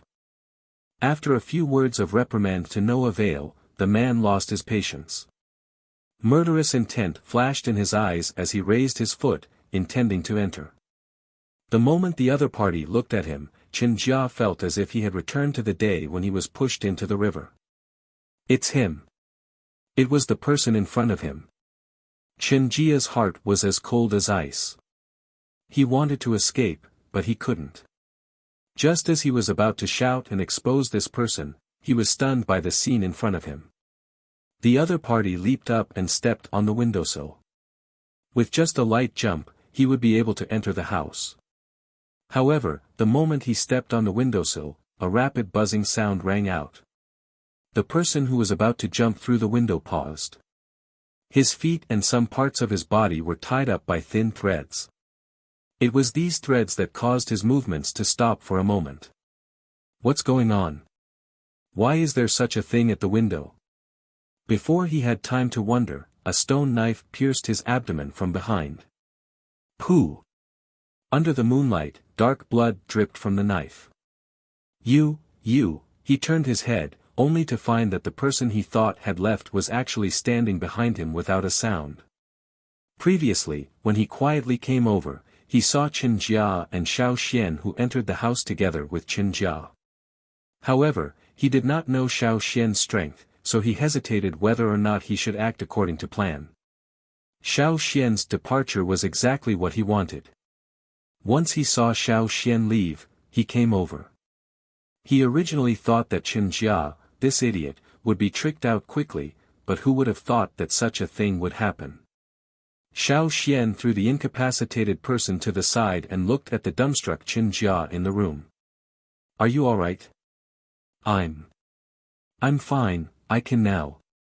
Chen Jia looked at the window, his mind still replaying the moment just now. In the blink of an eye, that person was tied up. No wonder Xiao Xian did not allow him to touch the window. You can now. Xiao Xian said. Chen Jia put down the rattan basket, climbed out of the window, and looked at the person who was thrown to the side. Tied up by thin threads and stabbed with a knife, although he was not dead, he was no longer a threat. You knew that someone would come? Chen Jia asked Xiao Xian. I guessed. At this time, the people who were excitedly packing up saw the situation in front of them, and were all frightened. What happened? Chen Jia, you killed your own people. He just said that he would bring us to the chief, Chen Jia, didn't you hear him? Someone said with dissatisfaction. He's a traitor. He betrayed the drumming tribe. Chen Jia said loudly. He's not. A voice came from not far away. Xiao Xian had already sensed that someone was approaching, but after discovering the identity of the other party, he did not make a sound. Qin Yi. Chen Jia looked at the person walking over. Qin Yi was the youth who was with Xiao Xian that day when he was mistakenly thought to have killed the crocodile. He was the chief's son and had a high position in the drumming tribe. Xiao Xian also found that many people in the drumming tribe were very afraid of Qin Yi. You said he's not a traitor, and did not betray the drumming tribe? How is that possible? I was pushed into the river by him that day, it must be him. Although the voice was different, Chen Jia felt that the person who pushed him that day was this person. Chen Jia, you're mistaken again, right? Yes, Chen Jia, you must be mistaken. Just now he said that he would bring us to the chief. A few people around Chen Jia's age said. Xiao Xian did not make a sound, waiting for Qin Yi's next words. He did not kill the person just now, keeping him alive so that it would be easier to interrogate him. However, Xiao Xian did not doubt his identity. The crocodile in the pond had already opened its mouth towards the person, as if it wanted to bite him. I said he did not betray the drumming tribe, because he is not a member of the drumming tribe. How can he betray us? As he spoke, Qin Yi reached out and grabbed the neck of the person on the ground, gently twisting it. Ka! The person who was kept alive by Xiao Xian really stopped breathing. After he stopped breathing, the person's body also changed. His body shrunk a little, and his face was no longer the same as before. Xiao Xian moved his hand, and the silk thread that was originally tightly tied to the person slid down as if it had a life of its own. Seeing that everyone was looking at the silk thread in his hand, Xiao Xian said, "Our tribe uses it to set up traps to catch prey." The few of them had an "I understand" expression on their faces, but they were thinking about other things in their hearts. They had heard from their elders that in many tribes, the warriors were not strong, so in order to not starve, they would use other methods to hunt, such as traps. Therefore, including Qinjia, the children all thought that in Xiao Xian's tribe, the warriors must be very weak. Retrieving the silk thread, Xiao Xian looked at Qin Yi and asked, "Who is this person?" "I don't know." Knowing that there was a spy, the tribe had indeed made arrangements. However, this place was not in the core area of the tribe, so the people arranged by the tribe had not yet arrived. Qin Yi had chased after a spy here, but he did not expect to encounter such a scene. The chief indeed told the children here to bring the water moonstones over, but the person in charge of notifying this area was me, not him. Qin Yi pointed at the dead person and said. There were already people from the drumming tribe who had entered. They were the best at hiding. They passed through the chaotic battlefield outside and infiltrated into the tribe. They were very skilled at hiding, quietly lurking, and killing at any time. Even the patrolling warriors in the tribe could not detect them all, so there were always areas where they were overlooked. As for the people who attacked the drumming tribe at the beginning, they were only there to attract attention. The tribe had already arranged for people to wait in various places, so that they could clean up these hidden people one by one. However, seeing that the situation was not right, the chief sent some people to inform the residents near the border to move inwards. After this incident, they would return. After all, most of the people hiding in their homes were children, so they did not have much fighting power and still needed protection. Knowing that they really had to go to the chief's place, the few people who were disappointed earlier became excited again. The neighbors informed each other, and those who were still at home quickly packed up their things and gathered. There's one more thing I want to say. Even if you follow me to the chief's place, there may be hidden people on the way. When the time comes and we kill them, I may not be able to take care of all of you.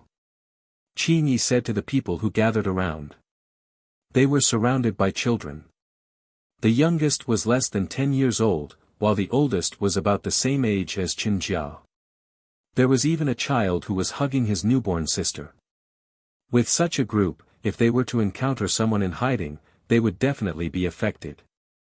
After all, those people in hiding would not show mercy just because they were children. Hearing this, everyone's heart sank, but they were not too surprised. They were mentally prepared. Since young, they had encountered many things. Actually, we can send the youngest one over first. Xiao Xian said. How do we send them? Everyone looked at Xiao Xian. Xiao Xian pointed to the sky, cha-cha. A whistle sounded. Very quickly, a figure appeared in the sky. When it flew over, Cha-cha was still holding on to a person from the drumming tribe. Its claws had already pierced through the person, and he was already dead. After leaving the dead intruder behind, Cha-cha landed on the ground. Xiao Xian let the youngest children get on the eagle's back first, including those who were carrying other children. The first batch of 7 children were all under 10 years old. Xiao Xian let Cha-cha bring them over. Cha-cha knew the way, so there was no need to worry. Moreover, the intruders did not attack from the air, so the air was safer than the land. There were still 5 children left behind. Xiao Xian wanted to let Chen Jia go up, but this child refused and said to wait for the next batch. Then be careful later, don't stay too far away from me. Xiao Xian said. Okay. Chen Jia hugged the rattan basket and walked to Xiao Xian's side. The other 4, without exception, all gathered around Qin Yi. In their eyes, Qin Yi was much stronger than Xiao Xian, so it was better to follow him. Chapter 162. From Qinjia's house to the central region, it wasn't too far, but it wasn't too close either. The drumming tribe's territory was very large, and because of the many ponds, the people living there weren't as close together as the Yanjiao tribe. Right now, most of the tribe's warriors had already gone to various places to defend against the invaders. Naturally, there were only a few people left in the inner region, and those who were patrolling and investigating internal dangers might not be able to take care of every place. Xiao Xian walked beside a pond. Because of the moon, it wasn't dark at night, so he could see his surroundings clearly. However, under these circumstances, there were still hidden dangers that weren't easy to discover. Qin Yi led the way, his pace neither fast nor slow. He didn't stop because of the hidden dangers in the surroundings, nor did he rush. Beside the pond, there was a pool of blood. Pushing aside the water plants, he could see a person lying there, no longer breathing.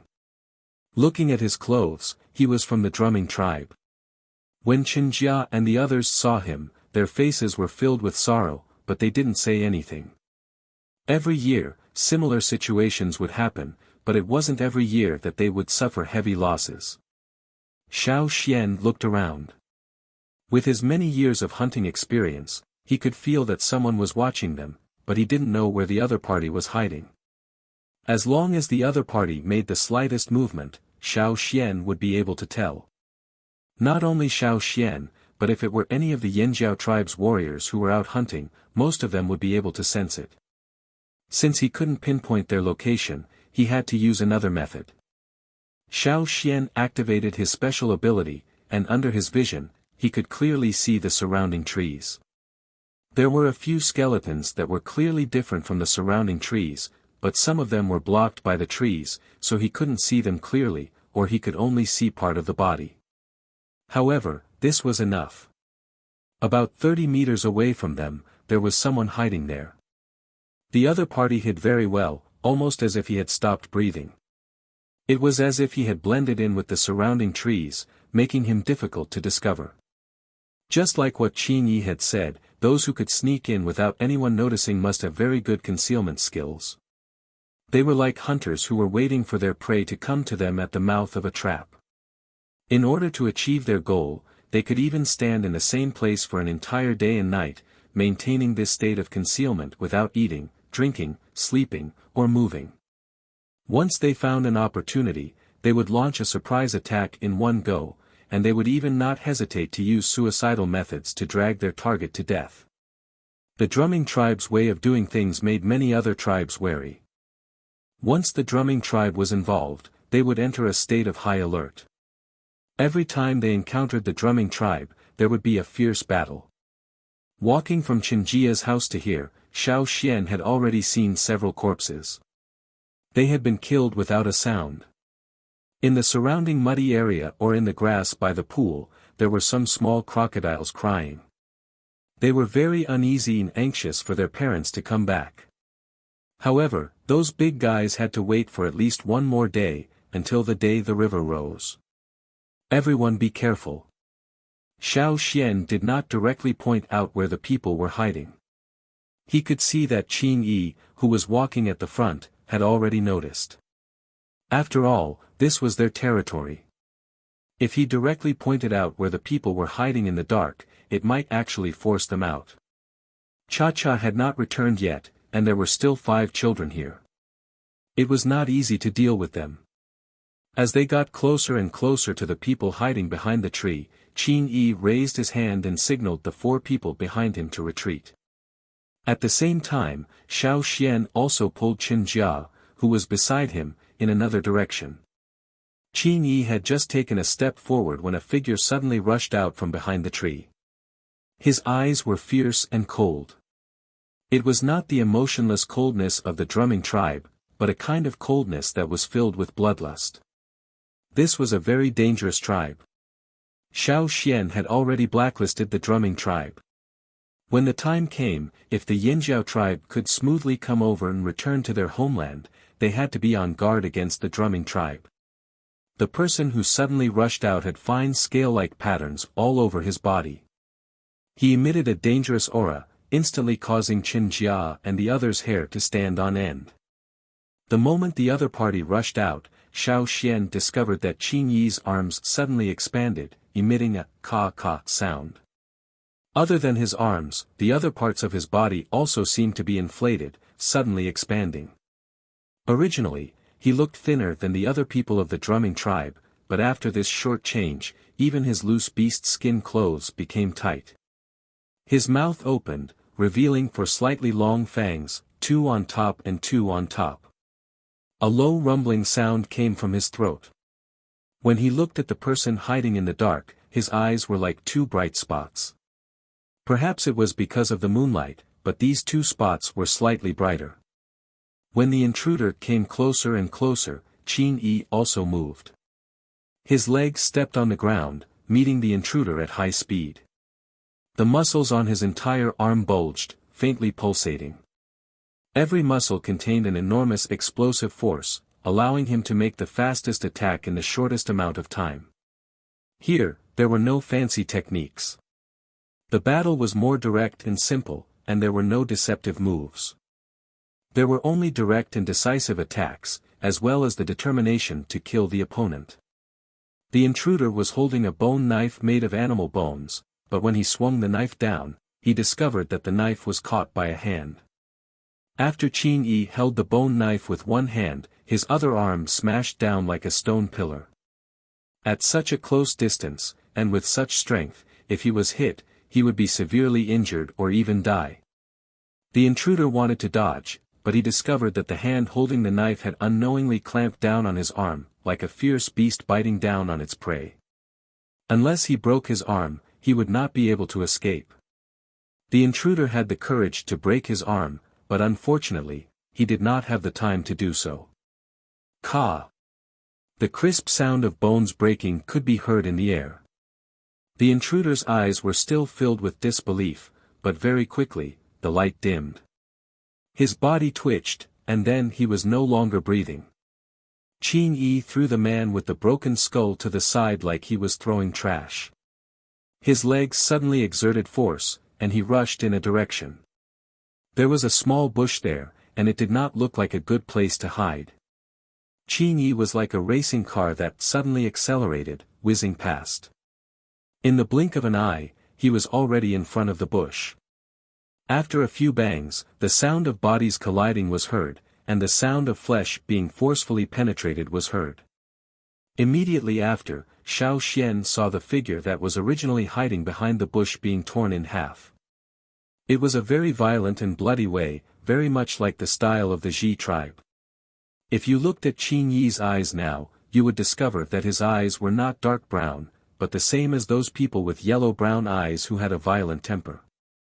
Qin Yi was the only person in the tribe who had 2 colors of eyes. Normally, his eyes were black and looked harmless, but once he was in a fight, they would become violent. Qin Yi's actions probably made the people lurking around realize that they had been discovered. They rushed out of their hiding places, and felt that Qin Yi was not easy to deal with, so they set their sights on Xiao Xian. As long as they got rid of the older ones, it would be fine. The children were easy to deal with, and they could do it at any time. The other party used their speed advantage, and when they rushed out, they even changed their positions to avoid the Ji tribe's sudden burst of speed. As long as they avoided the first move, their chances of success would be higher. However, Xiao Xian was not from the Ji tribe, and Xiao Xian was not slower than the other party. Xiao Xian pulled out his white teeth knife. Ever since he left the tribe, this knife had not undergone the cleansing ceremony. The originally white blade had many red marks on it, left behind by Xiao Xian when he was crossing the river on the canoe. No matter how careful he was, he could not avoid fighting. And a normal brush would not be able to clean the knife completely. A knife that had not undergone the cleansing ceremony, but had gone through many killings, always carried a terrifying aura.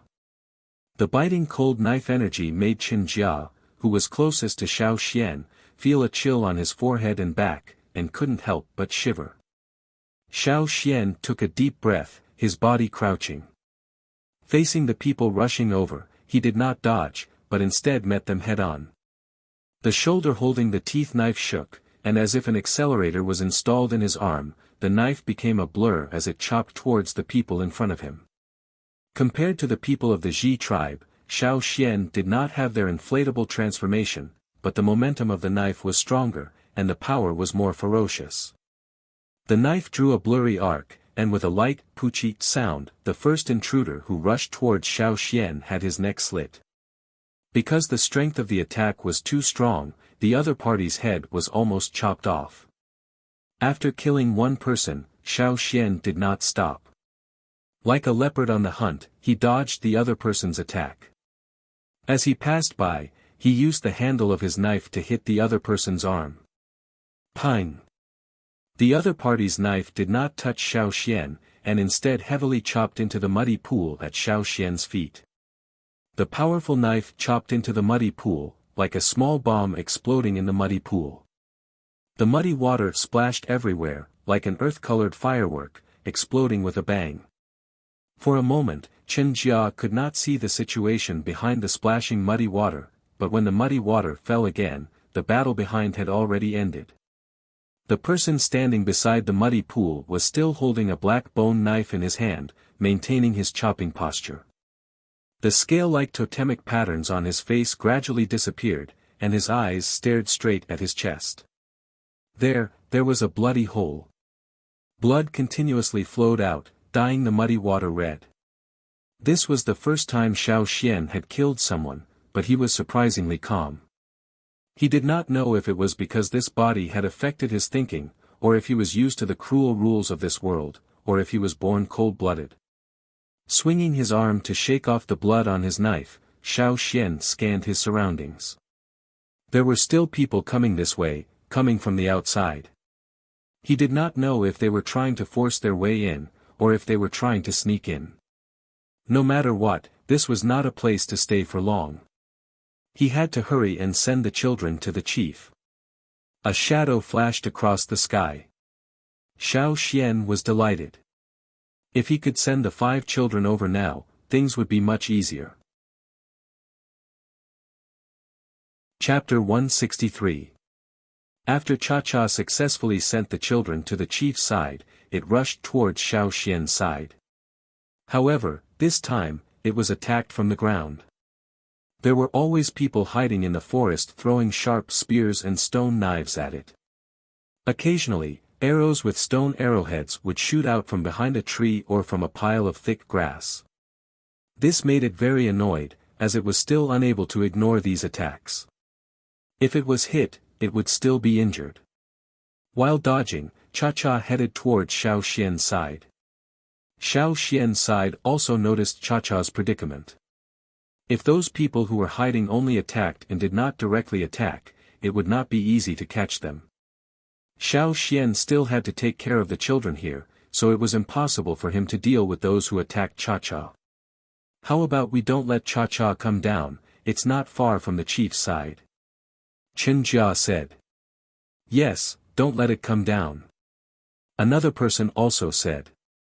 In the past, they did not like birds, because some water birds were a threat to the little treasure fish. Once they found a bird that was slightly bigger, the tribe's warriors would throw spears or arrows into the air to shoot the birds down. However, if the birds flew higher, it would be difficult for them to shoot accurately. Every time, they would choose to attack the birds when they were close to the ground. That way, the birds would be restricted by the surrounding terrain and would be easy to hit. Qin Yi was currently looking for the people who attacked Cha-Cha, but in terms of speed, it was really difficult for Qin Yi to catch them. Xiao Xian also knew that it was not good for Cha-Cha to come down now, but looking at the situation, if they went over on land, at least 2 of the 5 children would be injured, or even die. After thinking for a while, Xiao Xian said, I have an idea. Really? What idea? Chen Jia asked. If Cha-Cha could bring them over, it would save them a lot of trouble. They would only be a burden if they stayed here. There's no need for Cha-Cha to come down, I will let you safely get on Cha-Cha's back. Don't worry. Xiao Xian said. Chen Jia hugged the rattan basket tightly and nodded his head vigorously, yes. Seeing that Xiao Xian was not only protecting them, but also trying his best to solve the problem, Chen Jia was extremely touched. He had misunderstood Xiao Xian before, but at this time, Xiao Xian was actually so proactive in helping them. Sure enough, Xiao Xian was just like what his father said. Xiao Xian was really a good person. The Yinjiao tribe Xiao Xian belonged to must also be good people. Not only Qin Jia, but the other 4 children also had the same thoughts. They felt that Xiao Xian was a good person, and they also believed in Xiao Xian. Tie your rattan baskets tightly to your bodies, Xiao Xian said. I'm done. When you're on Cha-Cha's back, you must hold on tight. Don't let yourself fall off, Xiao Xian said again. Got it, we'll definitely do it. That's good. Xiao Xian chopped the spear thrown at him to one side, while his other hand reached out to Qin Jia, who was closest to him. Then, Qin Jia felt himself being picked up by a strong hand, along with the basket, like a little chick. Are you ready? Xiao Xian asked. Yes. Yes. Qin Jia swallowed his saliva. He had a bad premonition. In the next moment, Qin Jia was thrown into the air. His body quickly left the ground, as if he was weightless, and flew into the sky. The originally tall tree next to him shrunk in the blink of an eye. Previously, he could only see the top of the tree when he looked up, but now he could see a large area when he lowered his head. As a member of the drumming tribe who was used to living on wet land and in water-bathing areas, he had a natural fear of the sky. They could explode with powerful fighting strength on land, and could smoothly chase after prey in the water. But the sky? Last time, Qin Jia was in a desperate situation and was pulled up by Xiao Xian from the bottom of the river. At that time, he didn't pay attention to the situation below, nor did he think that something was wrong. Moreover, at that time, he only stared at the river bank, which was completely different from what he felt now. Compared to the previous batch, Qin Jia didn't experience the stage of safely flying, and was directly thrown out. Looking at the ground getting farther and farther away, Qin Jia felt a sense of dizziness. Completely out of conditioned reflex, he opened his mouth and shouted. Ah, Qin Jia, who had always thought of himself as incomparably brave, was actually frightened to the point of crying out, and almost wet himself. His cry was so miserable. The people of the Yinjiao tribe, compared to other tribes, were much stronger. In the past, Xiao Xian thought that people in this world were all like this.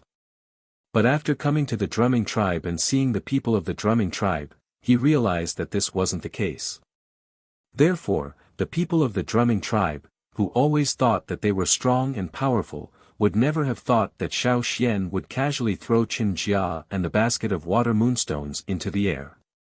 When Cha-Cha was young, he had played a similar game with Cha-Cha. The difference was that this time, it wasn't stones or animal skin bags that were thrown out, but people. Of course, to Cha-Cha, there wasn't much of a difference between the two games. The only difference was that this time, it used its back to catch them, and not its claws. At first, Qin Jia didn't react. After landing on Cha-Cha's back, he didn't even have time to grab onto Cha-Cha's feathers before he rolled down from Cha-Cha's back. When Cha-Cha caught him again, he remembered that Xiao Xian had told them to hold on tightly to the bird's back.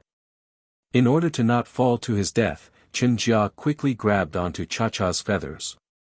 Because he used too much strength, he almost pulled out all the feathers. Cha-Cha was so angry that it let out a loud cry, thinking that when the time came, it would catch this group of people and throw them around for fun. Seeing that Qin Jia was safely on Cha-Cha's back, Xiao Xian tilted his head and looked at the other 4 children. The 4 people who were standing in the same place with sluggish expressions noticed Xiao Xian's gaze and simultaneously took a step back. Either you get killed, or come here. Xiao Xian said. The 4 of them were still somewhat hesitant. Can you guys be more cowardly than Qin Jia? Xiao Xian said provokingly. Finally, one of the children clenched his teeth and braced himself as he walked towards Xiao Xian. Thus, the second person who screamed was heard. Then a third, a fourth, until the 5th child was thrown into the air by Xiao Xian and caught by Cha-Cha. Only then was this matter considered a complete success. As long as it was a success, it didn't matter how it was done. After the 5 children were taken away by Cha-Cha, Xiao Xian and Qin Yi's burden was greatly reduced. While heading towards the chief's side, they also cleaned up the hidden people. Along the way, they met a group of drumming tribe warriors who were responsible for finding and cleaning up the hidden people. After Qin Yi told them about what he saw, they separated. Qin Yi brought Xiao Xian to the core area of the drumming tribe, which was also the place Xiao Xian went to on his first day here. There were already quite a few people brought here, most of them were young children and old people. After completing this task, Qin Yi followed another group to patrol the tribe, continuing to clean up the hidden enemies. Xiao Xian was called over by the shaman. After all, Xiao Xian wasn't a member of the drumming tribe, and the shaman had the intention of having a good relationship with the Yanjiao tribe, so he couldn't let Xiao Xian participate in the battle. Xiao Xian had already helped enough. This was a battle that belonged to the drumming tribe, so there was no need to involve others. Since he couldn't participate in the battle, Xiao Xian helped treat the injured. He still had some prepared medicine in his animal skin bag, which he boiled for the injured to drink. For this, the people of the drumming tribe were very grateful to Xiao Xian. The shaman also promised that if the Yanjiao tribe needed help one day, they would do their best to help. This was what Xiao Xian wanted. Helping the drumming tribe was also helping the Yanjiao tribe. With the drumming tribe here, the Yanjiao tribe would have an easier time coming over. This battle, from the night when the 2 moons overlapped, to the next day when the moon disappeared and the sun reappeared, it still didn't stop. Unlike the Yanjiao people who were relaxed today, the people of the drumming tribe were still fighting hard. There were many corpses in the tribe, some from the drumming tribe, and some from the drumming tribe. Especially in the outer area, many pools were dyed red. Broken limbs and pieces of flesh could be seen everywhere. Fortunately, the drumming tribe had the advantage in numbers, and this was their own territory, so they were well prepared and had the upper hand. A day passed, and the sun set. The battle gradually cooled down. In the sky, the 2 moons were separating. In the woods and around the pools, there were still some people of the drumming tribe. They were getting more and more anxious and wanted to run, but they were blocked by the people outside. This time, the drumming tribe was determined to keep these people here to comfort their comrades who had died in this battle. Xiao Xian, who had just helped carry the injured, came out of the house and saw the shaman standing in the open space, looking in a direction in a daze. That was the direction of the river. And the shaman's face gradually showed a trace of a smile. At the same time, Xiao Xian felt the ground under his feet shake, and the pool around him rippled. The shaking became more and more violent, and the familiar sound of thousands of horses galloping came from afar. The air humidity increased, and the water vapor increased. The wind began to blow fiercely, as if it was going to blow off the roof. Some of the wooden planks in the house were swept away, but no one cared about that. Everyone in the drumming tribe had a happy expression on their faces. Those emotionless eyes were now shining with tears. The rumbling sound, the violent shaking of the ground, and the water vapor in the air all meant that the disappeared river was about to rise again. Wu, the return of the kings of the river announced the arrival of changes. The creatures that left during the rainy season all came back with the river. When the kings of the river swam deeper into the river, everything gradually calmed down. A huge claw stepped on the riverbank, and a huge body that was over 10 meters long emerged from the water. A rumbling sound came from its big mouth, like rolling thunder. At the same time, it looked around, probably sensing the abnormal factors in the surrounding environment.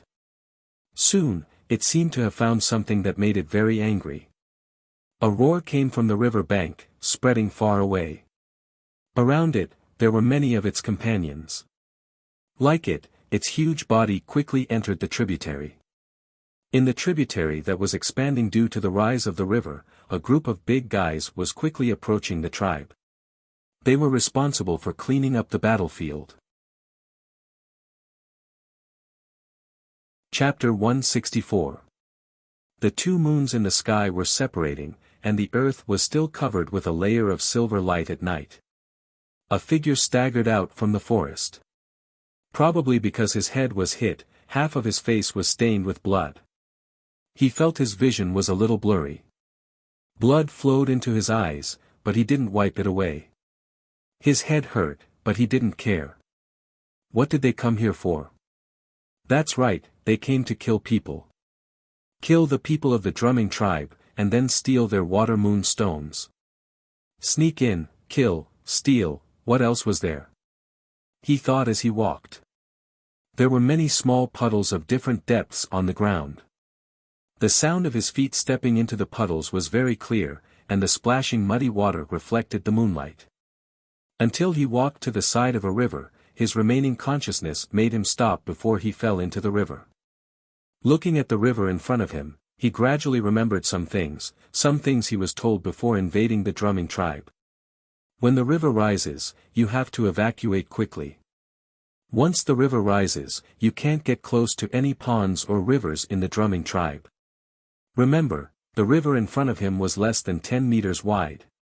It wasn't a big river in this area, at most a tributary of the tributaries. However, the river level did rise. When the river rises, you can't get close to ponds or rivers. Can't get close. Thinking of this, he suddenly quivered and quickly stepped back. However, he only took a step back when a figure quickly rushed out from the river. A huge mouth came biting towards him. The mouth was covered in hard scales, and the huge jaw had thick, cone-shaped teeth that made people shudder. There seemed to be some meat residue between the teeth, and there was also the smell of blood that had not yet dissipated. This was the last thing he saw. The next second, he was bitten and dragged into the water. The conical teeth instantly pierced his internal organs. Before he was dragged into the water, he was already bitten to death. In the river, there were other crocodiles gathering here. They bit the food, rolled around, cut the food into pieces, and then swallowed it clean. In the drumming tribe, similar things happened in many places. Those who stayed in the drumming tribe were lucky enough to escape with their lives, but those who ran slower would be killed by the drumming tribe and the adult crocodiles. In the end, they would become the crocodiles' food.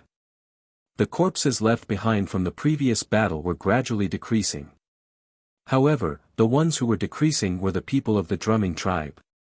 These outsiders had become food for the returning crocodiles. The small crocodiles that had been crying for a few days now stopped. Some even crawled into the water and went to other places to clean up the trash with the big crocodiles. To the drumming tribe, these crocodiles were treasured fish, but to the others, they were a nightmare. Xiao Xian stood there and watched the crocodiles pass by. These crocodiles that came back from the river, the big ones were more than 10 meters tall, and the small ones were no less than 3 meters. Some swam to other places in the river, and some walked directly through the wetland. Although their walking speed was not fast, they looked murderous. Their eyes were similar to those of the drumming tribe. When these crocodiles that had disappeared for a while returned, the people of the drumming tribe were very excited. This meant that this year's war would end. In the drumming tribe's territory, the best guards were actually these crocodiles. These crocodiles wouldn't harm the people of the drumming tribe. Even if they were no longer breathing, they wouldn't bite them. However, the other tribes didn't have such good treatment. They were completely treated as food and eaten in a very cruel way. As an outsider, Xiao Xian naturally did not dare to run around at this time. He stood together with the people of the drumming tribe. A few steps away, the shaman of the drumming tribe stood. A crocodile that was more than 15 meters long passed by Xiao Xian. It probably noticed that Xiao Xian was different, so it approached and opened its mouth towards Xiao Xian. A low growl came from its throat. It was suspecting Xiao Xian's identity. Its cold eyes were filled with killing intent, as if it would mercilessly bite him in the next moment. However, after the shaman said a few words that Xiao Xian did not understand, the crocodile left. Take this. The shaman handed Xiao Xian a bone plate with the drumming tribe's totem pattern on it. Xiao Xian took it. With this, no matter where he went, the crocodiles would not treat him as an enemy. Moreover, this bone plate was only in the hands of the shaman. It was made temporarily, unlike the chief's plate, which could not be faked. When the moon disappeared and the sun came out, there were no longer any living invaders in the drumming tribe's territory. Xiao Xian brought Qinjia back. Along the way, they could see many large and small crocodiles in the pool. They were rolling around in the pool, tearing apart people whose faces could no longer be seen. The pool had already been dyed red with blood. However, whether it was Qinjia or the other children of the tribe, even the children who were only 2 or 3 years old, they were not surprised at all. Some were even cheering at the side. It was not that they were innately cold, but that they were already used to it. The closer they got to home, the faster Qinjia's steps became. He did not even care about the water moonstones. Xiao Xian helped him carry the rattan basket, but he did not care much. Right now, he just wanted to see if his father and mother had returned home safely. "Mother!" Qinjia shouted and quickly ran over. Xiao Xian looked over. Ping was standing in the house, looking out of the window. "Are you okay?" Ping ran out and looked at Qinjia, then looked at Xiao Xian. No matter if it was Qinjia or Xiao Xian, there were bloodstains on their bodies. However, this was not their blood. After checking that there were no injuries, Ping happily said, "Quickly go in, I'll prepare something to eat." Since Ping was so happy, it was obvious that Fu Shi was also fine. Fu Shi was resting in the house. Although there were many injuries on his body, it was enough to keep his life. After seeing the rattan basket that Xiao Xian carried over, Fu Shi and his wife could not suppress the joy on their faces. Their mouths split open, and that big mouth looked quite scary. If not for this period of time, Xiao Xian had a better understanding of them. He would definitely have the same thought as the other tribesmen: the drumming tribe was really scary. Letting the family of 3 interact more, Xiao Xian came out to look around. He heard the crocodile cry, but it was not because it was afraid. The sound it made was different from before. Next to the pond in front of Qinjia's house, an 8-meter-long crocodile walked over and climbed into the pond. Its eyes were yellowish-brown, and when it looked at people, it was always cold, making people feel cold. After it entered the pond, it picked up the small crocodile and swam from one side of the pond to the other. Those cone-shaped teeth that could easily tear a person's arm off, when it held the small crocodile in its mouth, it did not have any killing power. Instead, it protected the small crocodile. This was also an animal that knew how to protect its young. Previously, the person who was trapped by Xiao Xian's trap and had his neck broken by Qing Yi had his corpse taken away. He was not left here to be fed to the crocodiles. Xiao Xian knew that the person's identity was definitely special, and he was not a member of the drumming tribe. In the drumming tribe, people and crocodiles lived in harmony. The real situation was like this, without much intimacy, but they would not harm each other. The invaders were their common enemy. What? Xiao Xian was looking at the crocodiles and he heard Ping cry out in surprise. "What's wrong?" Xiao Xian walked into the house and asked. "Sai, I just heard that someone's water moonstone was stolen." Ping said. Some people in the tribe were busy fighting because of the drumming tribe's invasion and did not pay close attention. Now that everything was over, they cleaned up the water moonstones in the rattan basket. It was clearly wrapped in the animal skin bag, but when they opened it again, they found that it was missing a lot. The animal skin bag was not broken, and the rattan basket was not damaged. Only the water moonstones were missing. It must be a thief. Only they have that ability. Fu Shi said hatefully. After hearing this, Ping hurriedly opened the rattan basket to check. Her family's harvest this year was not small. If it was stolen, it would be a great loss. Most of the time, the rattan basket was carried by Qinjia. When Qinjia was not looking, it was Xiao Xian who was looking. Good, it's not lost. After checking, Ping let out a sigh of relief. These water moonstones were what they relied on for the next year. Oh right.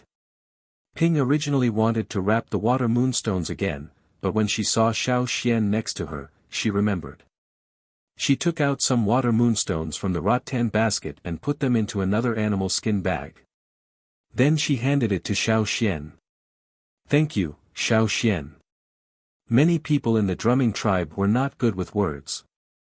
Fu Shi also seemed to want to say something, but in the end, he could only scratch his head and swallow his words.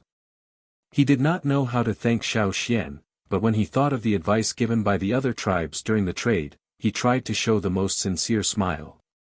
Thus, when he looked at Xiao Xian, his mouth was wide open. Xiao Xian, retracting his gaze from the other side, Xiao Xian pushed the animal skin bag. I don't need so much. Xiao Xian found that Ping took out at least 1/5 of the water moonstones. Don't look down on this 1/5, this was money that could be exchanged for a lot of things. Take it. Ping stuffed the animal skin bag into Xiao Xian's hands and said, after this matter is over, we will start the trade.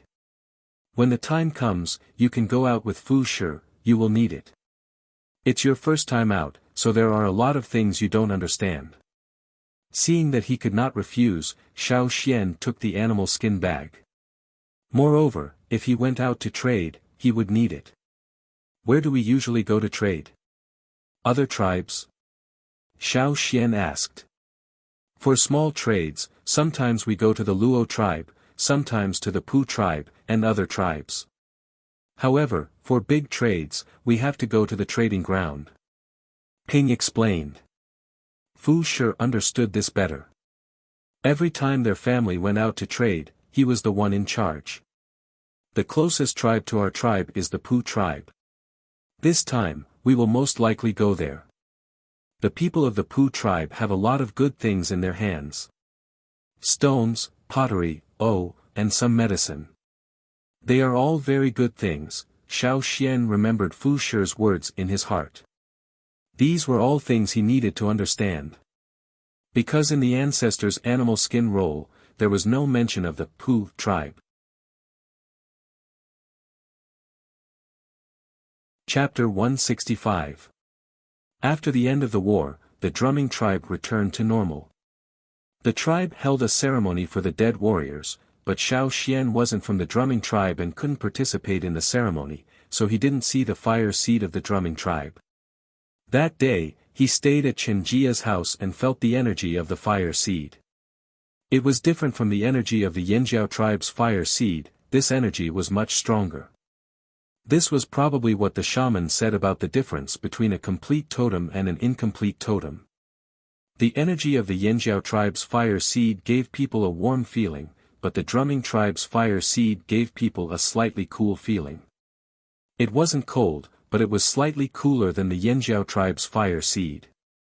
Even though he was curious about the drumming tribe's fire seed, Xiao Xian couldn't go and see it. Only when he talked with Fu Shi and the others did he know that their fire pit was actually a waterhole. The bodies of the dead warriors would also be sent to that waterhole. Hearing this, it was a very magical thing. If there was a chance, Xiao Xian really wanted to see the drumming tribe's fire pit with his own eyes. After the funeral ceremony, the tribe became lively again. Everyone was looking forward to the next trade, just like rich people who had just earned a large sum of money and were thinking about how to spend it. The drumming tribe's healing ability was slightly slower than the Yanjiao tribe's, but overall, it wasn't bad. When the totem patterns covered their whole body, it was like a layer of scales covering them, giving them a certain amount of protection. The drumming tribe also knew that, because of this, their attitude towards Xiao Xian was very warm. When they heard that Xiao Xian was going to go out with the trading team, they all imparted their experiences to Xiao Xian, telling him how to choose, how to trade, what the price of each item was, etc. The young ladies of the drumming tribe, who looked cold but were actually passionate, often ran to Xiao Xian's side and showed their brightest smiles. Every time he faced this kind of enthusiasm, Xiao Xian's face froze. On the other hand, the men of the drumming tribe were all infatuated with the passionate girls. Sure enough, different tribes had different aesthetic standards. Due to the return of a large number of adult crocodiles, the Cha-Cha viewed the wetlands as a dangerous place. If they could land on a tree, they would definitely not land on the ground. Finally, the day of the trading team's departure arrived. Xiao Xian took the water moon stone that Ping gave him and left with Cha-Cha. Xiao Xian, you must come to our tribe to play again. Ping said to Xiao Xian. Alright, I'll definitely come back. The drumming tribe and the Pu tribe were not close. According to Xiao Xian's understanding, the drumming tribe was located in a remote area. The distribution of tribes here was relatively sparse. Just look at the territory of the drumming tribe. Towards the Pu tribe, they did not walk step by step on the ground, but through the water. On the outskirts of the drumming tribe, there was a river that was more than 10 meters wide. Through this river, the people of the drumming tribe could reach the Pu tribe. The drumming tribe did not have boats. They could make bamboo rafts and wooden rafts. On the few tributaries here, bamboo rafts and wooden rafts could successfully float. However, the people of the drumming tribe did not use them because they had better boats. One after another, crocodiles hung on the water surface. Some only revealed half of their heads, only their eyes and noses could be seen. The crocodiles often hid in the water like this to maintain their concealment. But there were also some that revealed more of their heads. You could clearly see the scales and patterns on their backs. As the leader of the trading team, after receiving the shaman's blessing, Qin Yi jumped into the river and landed on the back of a crocodile. The crocodiles lined up together like a pontoon, allowing Qin Yi to walk freely on them. The others followed Qin Yi and jumped into the river one by one, then stood on the backs of the crocodiles. Fu Shi carried an empty rattan basket on his back and touched the animal skin bag with the water moonstones. He said to Xiao Xian, "Let's go." Xiao Xian did not let Cha-Cha lead the way. He wanted to be with the people of the drumming tribe and learn more about the Pu tribe. Fu Shi said a lot of things that were not specific. Xiao Xian could learn more from the conversations of the others. The drumming tribe had thousands of people. Not everyone would participate in this trade. Some temporarily did not need to buy anything, some asked others to help them bring something back, and some waited for their companions to bring something back. Then they would use the water moonstones to exchange for it. After counting the people in the trading team, Qin Yi waved his hand, "Let's go." The crocodiles floating on the water swung their tails and began to move forward along the river. Just as they started moving, Xiao Xian heard a cry from behind. Turning his head to look, he saw a crocodile floating on the river where the sending-off team was. Beside it, there was a small crocodile with dark brown eyes. Many people could not hear its cry, so when Xiao Xian turned his head to look, Fu Shi was puzzled. After seeing the small crocodile, Fu Shi grinned, "It's sending us off." Turning his head back, Xiao Xian signaled to Cha-Cha in the air to follow. A trading team of more than 200 people, accompanied by more than 100 crocodiles. Although this team did not look like a lot, it was very strange. After all, these crocodiles were not real boats. They would not always stay above the water surface. Sometimes they would even sink a little. The people standing on their backs would have their legs in the water. However, the people of the drumming tribe did not feel uncomfortable. After all, they were also close to the water. Xiao Xian looked at the duckweeds on the water surface. These green plants hid the figures under the water. If one looked at the trading team from the land, it would be like a boat moving on its own. Only the ripples on the water would tell others that there were other creatures under the water. There were other fish in the river, even some dangerous ones. However, with this group of crocodiles, these fish all retreated and ran away. Sometimes they could even see some aquatic animals, as well as other animals playing in the water.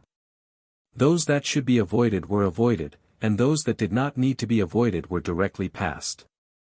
These animals would naturally avoid them. Feeling a little itchy on his feet, Xiao Xian moved the spear in his hand. With a splash, a finger-long worm was lifted up by the spearhead. It was a worm with a mouth like a suction cup. Its body was reddish-brown with some fine earthy yellow patterns. Its stomach was slightly bulging. Be careful, these worms suck blood. Fu Shi, who was standing in front, said. Xiao Xian acted as soon as he sensed it. This worm did not suck Xiao Xian's blood, but he did not know who in the group it belonged to. It seemed that in the river, there were not many big threats, but many small troubles. The river passed through a wetland and came to a mountain ridge. It passed by many towering mountains. For the drumming tribe, these mountains were high enough, but in Xiao Xian's eyes, these mountains were far from the hunting ground and the mountain range near Eagle Mountain. Half a day later, Xiao Xian's vision darkened. The group passed through a narrow channel between two cliffs. Here, the cliffs on both sides blocked most of the light. Only a narrow opening at the top allowed them to see the sky. This narrow channel was especially quiet. The sound of the crocodile's tail swishing could be heard clearly. After this, we'll reach it. Fu Shi said. The light in front of them was getting closer. When the group came out of the narrow channel, what they saw was completely different from before. In their field of vision, there were large lotus leaves. From here on, it's the Pu tribe's territory. Fu Shi said. Xiao Xian was about to ask more when he sensed that there was something in the water quickly approaching them. It stopped when it reached the edge of the lotus leaves. The large lotus leaves covered the figure underwater. Gua! A frog-like croak was heard. Xiao Xian reflexively took out his knife and was on guard. Whoosh! A figure broke out of the water, but it did not run directly to the drumming tribe's trading team. Instead, it stood on a lotus leaf the size of a small bed. We're a little late. The person standing on the lotus leaf said to Qing Yi, who was in front of the trading team. Chapter 166. Xiao Xian looked at the man on the lotus leaf. When he heard the croak, he thought of the long-tailed frogs that appeared at the tribe's shore during the rainy season. That was why he immediately pulled out his knife. The man on the lotus leaf was the Pu tribe's border patrol. He was familiar with the drumming tribe's people who often came here to trade. He was also familiar with Qing Yi. Hearing the other party's words, Qing Yi helplessly said, "The trouble this time is bigger." Other than the drumming tribe's people, there were also people from other tribes involved, but Qing Yi didn't say this. He wouldn't easily tell others. The man on the lotus leaf nodded. He also received the news that the invaders came from the drumming tribe. Qing Yi and the others needed more time to recuperate after the battle, so they naturally came later. His gaze swept over the drumming tribe's team, stopping on Xiao Xian. Who is he? The drumming tribe's people's characteristics were very obvious. He didn't need to look too much to recognize the person who was obviously different from the others. A guest from the drumming tribe, from the Yanjiao tribe. His name is Xiao Xian. Qing Yi introduced. The person standing on the lotus leaf narrowed his eyes and scanned Xiao Xian's body, as if trying to determine if this stranger was a threat. As for the Yanjiao tribe, it was probably an unknown small tribe. There were too many small tribes in this world, so they didn't need to remember them one by one. However, for a guest from the drumming tribe, they still had to give some face. After all, the drumming tribe's people were very rich. Especially after the 2 moons, it was the harvest season for the drumming tribe. There were baskets of water moonstones. For such a wealthy trader, the Pu tribe welcomed him very much. Let's go, everyone has been waiting for a long time. The man on the lotus leaf jumped back a few steps to another lotus leaf. His cheeks puffed up like a frog, making a croak sound. Not long after the sound was made, Xiao Xian felt something moving under the water. Standing in the water, he could feel the waves. At the same time, in front of the drumming tribe's trading team, which was originally full of lotus leaves and couldn't see anything else, now those tall lotus leaves were tilted to both sides, revealing a waterway in the middle. "Let's go." Qin Yi led the crocodile forward along the waterway. The other people in the trading team followed suit. The lotus leaves here were very large. The stems of the lotus leaves, which were thicker than a person's thigh, were exposed above the water. The green stems of the lotus leaves were covered with thorns. If someone tried to force their way through, the thorns on the stems of the lotus leaves would cut off their flesh. Unlike the muddy ponds of the drumming tribe, the river here was clearer, but the surface of the water was covered with duckweed, making it difficult to see the situation under the water. When the crocodile swam past, the duckweed would be pushed away by the waves. When the waves rippled, Xiao Xian could see many green frogs hiding in the duckweed under the lotus leaves. Those who were more timid would run away immediately, kicking the water surface vigorously and swimming away in the standard frog style. As for the braver ones, they remained in their original positions with half of their heads exposed. Their two round eyes stared at the people passing through the waterway. Their horizontal pupils were like slits, but they did not have the coldness of a crocodile. Instead, they gave people the feeling that they were smiling. From time to time, there would be frog calls, either near or far. They are the people of the Pu tribe. The one who talked to Qin Yi is called Pu Yi. He is in charge of the border patrol and defense of the Pu tribe. Fu Shi said to Xiao Xian. Pu Yi jumped on a lotus leaf not far away. He wasn't wearing any beast skin clothes, so the drawings on his body were exposed. They weren't totem patterns, but patterns drawn with a special pigment. They wouldn't be washed off by water. At the same time, when Pu Yi and Qin Yi were talking, Xiao Xian also noticed that Pu Yi had some drawings around his eyes. These were the preferences of the Pu tribe. People with different preferences would draw different patterns around their eyes. This was the custom of the Pu tribe, passed down from their ancestors. Pu Yi jumped from one lotus leaf to another. Sometimes because of his jump, the dew on the lotus leaf would flow down with the tilt of the lotus leaf, falling into the water and making a dripping sound. Under the water, there were many warriors like Pu Yi who were in charge of border patrol. They pulled the lotus leaves to both sides, opening up a waterway. No matter if it was the people of the Pu tribe or the drumming tribe, they were all excellent swimmers. Following the waterway opened up by the Pu tribe, the trading team moved forward. As they continued to move forward, Xiao Xian could feel the temperature gradually rising. There was no longer the cold of the mountains, but it became warm and humid. If you stood at a high place, you could see everything green. Green lotus leaves, green duckweed, and dense green forests on both sides of the river. The frog calls around them became more and more frequent, proving that there were more and more frogs around. Fortunately, Xiao Xian did not find any long-tailed giant frogs in the river. The totem of the Pu tribe was a frog. This also proved that they had a close relationship with frogs. Here, anyone who killed frogs for no reason would be punished by the Pu tribe. The Cha-Cha did not enter the territory of the Pu tribe. Instead, they wandered around the border.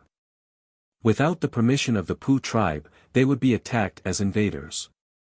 The people of the Pu tribe were good at using poison.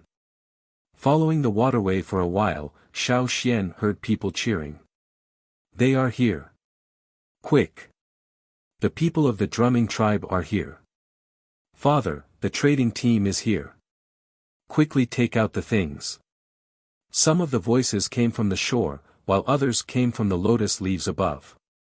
Looking from the water surface, on the big umbrella-like lotus leaves, one could see a moving shadow. You are still very popular. Xiao Xian said to Fu Shi. Of course, we often come to trade with them. We all know each other and have a good relationship. Ha! Fu Shi rarely heard people say that his tribe was popular. He felt very happy. Only Qin Yi and a few others' faces twitched. Of course they were popular. They were the important customers of the Pu tribe. Without the drumming tribe, most of the people of the Pu tribe would immediately live in poverty. Following the opened waterway, the team turned a corner. In front of them was the riverbank. On the riverbank, there were already many people of the Pu tribe waiting. Big and small, young and old, each and every one of them was smiling, until their mouths cracked. Different from the fierce, bloody mouth of the drumming tribe, although the people of the Pu tribe had big mouths, many of them had slightly upturned mouths. Coupled with the shape of their jaws, they did not look as stiff as the people of the drumming tribe. They gave people a feeling that they were much more enthusiastic. In addition to their mouths, the people of the Pu tribe generally had big eyes. Coupled with their unique customs, everyone's eyes were painted with patterns. According to the warriors of the drumming tribe who often came out to trade, they could judge the character of the people of the Pu tribe based on those patterns. And the experienced old warriors gave Xiao Xian advice: stay away from those with very colorful patterns. Those people were very dangerous. Just like some colorful frogs, the more colorful they were, the more likely they were poisonous. "Ha, you finally came." A middle-aged man walked forward a few steps and greeted Qin Yi and a few others. "Is everything ready?" Qin Yi stepped onto the shore and walked with the man towards the Pu tribe. "It's been ready for a long time. We've been waiting for 2 days." Xiao Xian followed Fu Shi and a few others to the shore. As for the crocodiles used as boats, they would rest in the surrounding river. The people of the Pu tribe would take care of them. An auntie wearing an animal skin coat, carrying a large wooden plate, walked over with a smile. "Welcome to the Pu tribe. Here, freshly roasted." Xiao Xian looked around. There was a large plate of roasted insects. Every one of them died with their eyes wide open. Xiao Xian. Really enthusiastic. Fu Shi and the others were already used to it. They reached into the wooden plate and grabbed a handful of things to eat. Seeing that Xiao Xian didn't move, Fu Shi and a few others recommended, "Xiao Xian, the Pu tribe's roasted things are not bad. You can try it. Once you leave, it will be hard to eat it again." Xiao Xian stared at the insects that died with their eyes wide open for a few seconds. He reached out his hand to grab one that looked like it still had all 4 limbs. But he didn't expect the auntie to be so enthusiastic. She directly grabbed a handful and stuffed it into Xiao Xian's hand. "Xiao Xian. Thank you." Although it looked terrible, the taste was just like what Fu Shi said. It was good to eat, if you ignored the appearance. In the Pu tribe's village, the houses in the residential area were not big. They were made with branches and leaves. Some were in an oval shape with an opening on the side. Some were in a large triangular shape. There was no fixed shape. It looked very artistic. It wasn't that they didn't have the ability to build bigger and stronger houses. It was just that their habits and preferences made them more inclined towards this kind of building style. At noon, the sun was too strong. Some people even folded lotus leaves and used them as umbrellas. Because there was still Cha-Cha's matter, Qin Yi let the others trade first. He brought Xiao Xian to the Pu tribe's chief. The Pu tribe's shaman often stayed in his cave and rarely came out. Every time the drumming tribe people came to the Pu tribe, they would see the Pu tribe's chief, Guang Ho. The place where Guang Ho lived was in the central area of the Pu tribe. Because the people here lived more densely, they didn't have to walk too far to reach Guang Ho's house. It was a pointed wooden house with a roof made of grass and leaves. The door was open and the person at the door indicated that they could go in. After entering the house, the first thing Xiao Xian saw was a lump of meat sitting in the front. That was the Pu tribe's chief, Guang Ho. Guang Ho's eyebrows were protruding like 2 horns. Around his eyes were some yellowish green and black stripes. Compared to the other people in the Yanjiao tribe, Guang Ho's appearance was more ferocious. Because his body was slightly bigger, he looked like a meat dumpling. It was very oppressive. At this moment, Guang Ho was sitting there. His thick and fat hands were holding an unknown animal and eating. Seeing Xiao Xian come in, Guang Ho's eyes narrowed. He looked at Xiao Xian and his mouth didn't stop eating. "You are from the Yanjiao tribe?" Guang Ho asked. "Indeed. Yanjiao tribe, I seem to have heard of it," Guang Ho said. Chapter 167.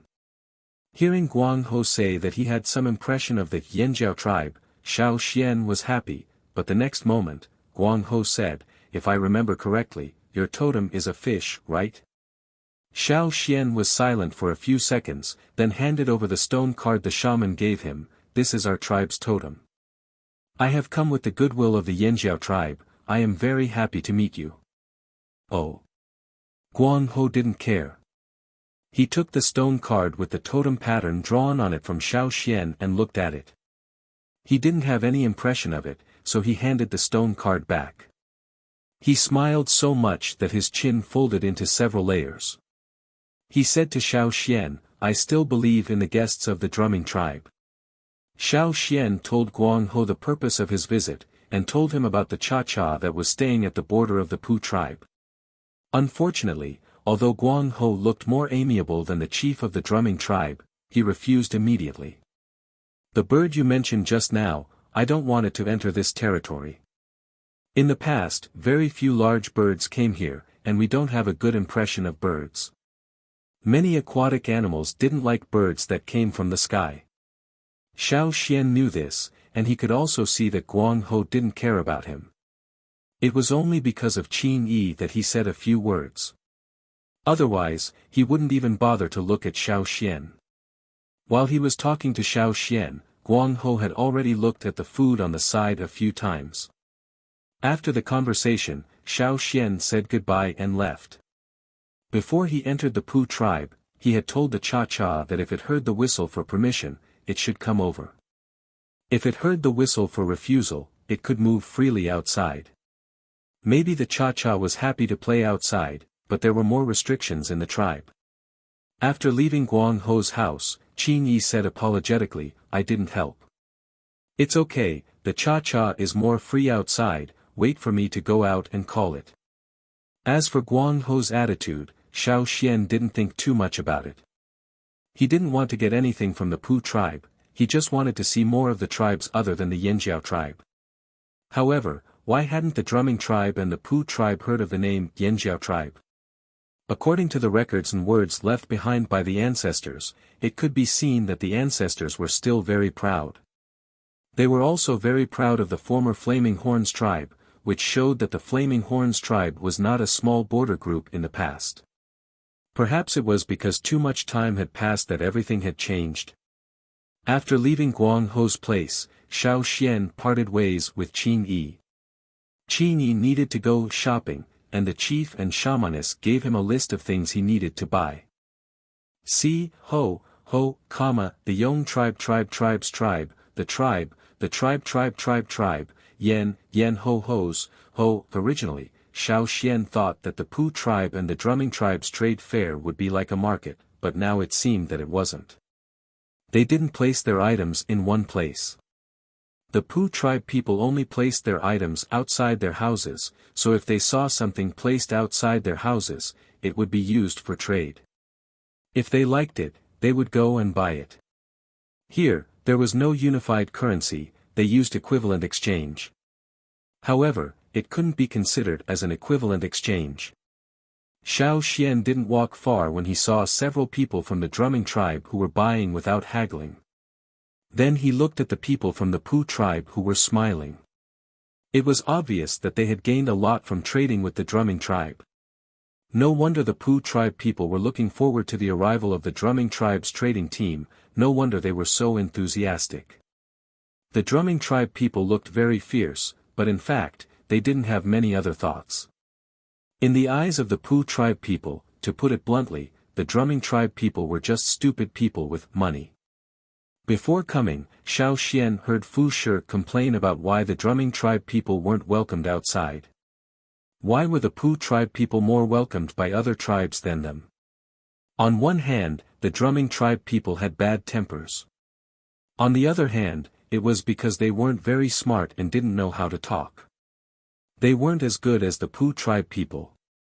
Of course, this also had to do with their faces. Every time the drumming tribe people went out, they would be treated as people with bad intentions. Because they looked too fierce, especially when they looked at people, it was like a cold knife cutting through people. On the other hand, the Pooh tribe people made people feel more amiable. Look at their smiles, how warm. As he walked, Xiao Xian paid attention to the surrounding houses that displayed all kinds of items. Pottery, stone cores, and all kinds of strange things from other tribes. The old people in the tribe treated the pottery as treasures. They could also be seen here, but the price was very high. What made Xiao Xian surprised was that he also saw a piece of linen. You like it? This is from the central region. I heard that the people in the central region love to use this kind of cloth to make clothes. The man said proudly. He was wearing a short skirt made of linen, which he showed off in the tribe. Although many people didn't like this kind of thing, once they heard that it was from the central region, their attitude immediately changed. Therefore, when this man said it, he didn't use too many words to embellish it. He only emphasized the words, from the central region, waiting for Xiao Xian to show a look of surprise, and then use a lot of water moonstones to exchange for it. Unfortunately, he was disappointed. Xiao Xian only calmly asked about the central region, and then gave him a small piece of water moonstone as a reward and left. After Xiao Xian left, the man looked at the small piece of water moonstone in his hand. Although this piece was already a big profit, he was still not reconciled. Why didn't he keep him? That was something he had painstakingly obtained from the central region. This kid didn't even show a look of surprise. Could it be that he hadn't seen it before? Or did he know that he didn't have the money to buy such an expensive thing? Xiao Xian didn't know that in the eyes of the shopkeeper, just now, he had already become a poor country bumpkin. In Xiao Xian's eyes, that piece of linen was very coarse, and wouldn't be more comfortable to wear than animal skin. Using a large piece of water moonstone to buy such a coarse piece of cloth, was he stupid? Not long after, that piece of linen was bought by Fu Shi, one of the local tycoons of the drumming tribe this year. Xiao Xian didn't speak for a long time after seeing this. Sure enough, their values were different.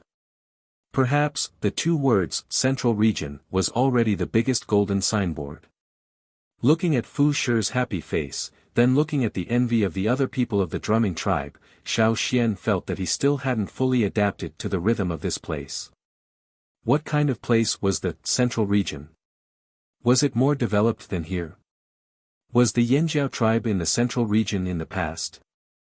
It was said that the colored pottery came from there. Because it was fragile during the transportation process, the colored pottery transported here was very expensive.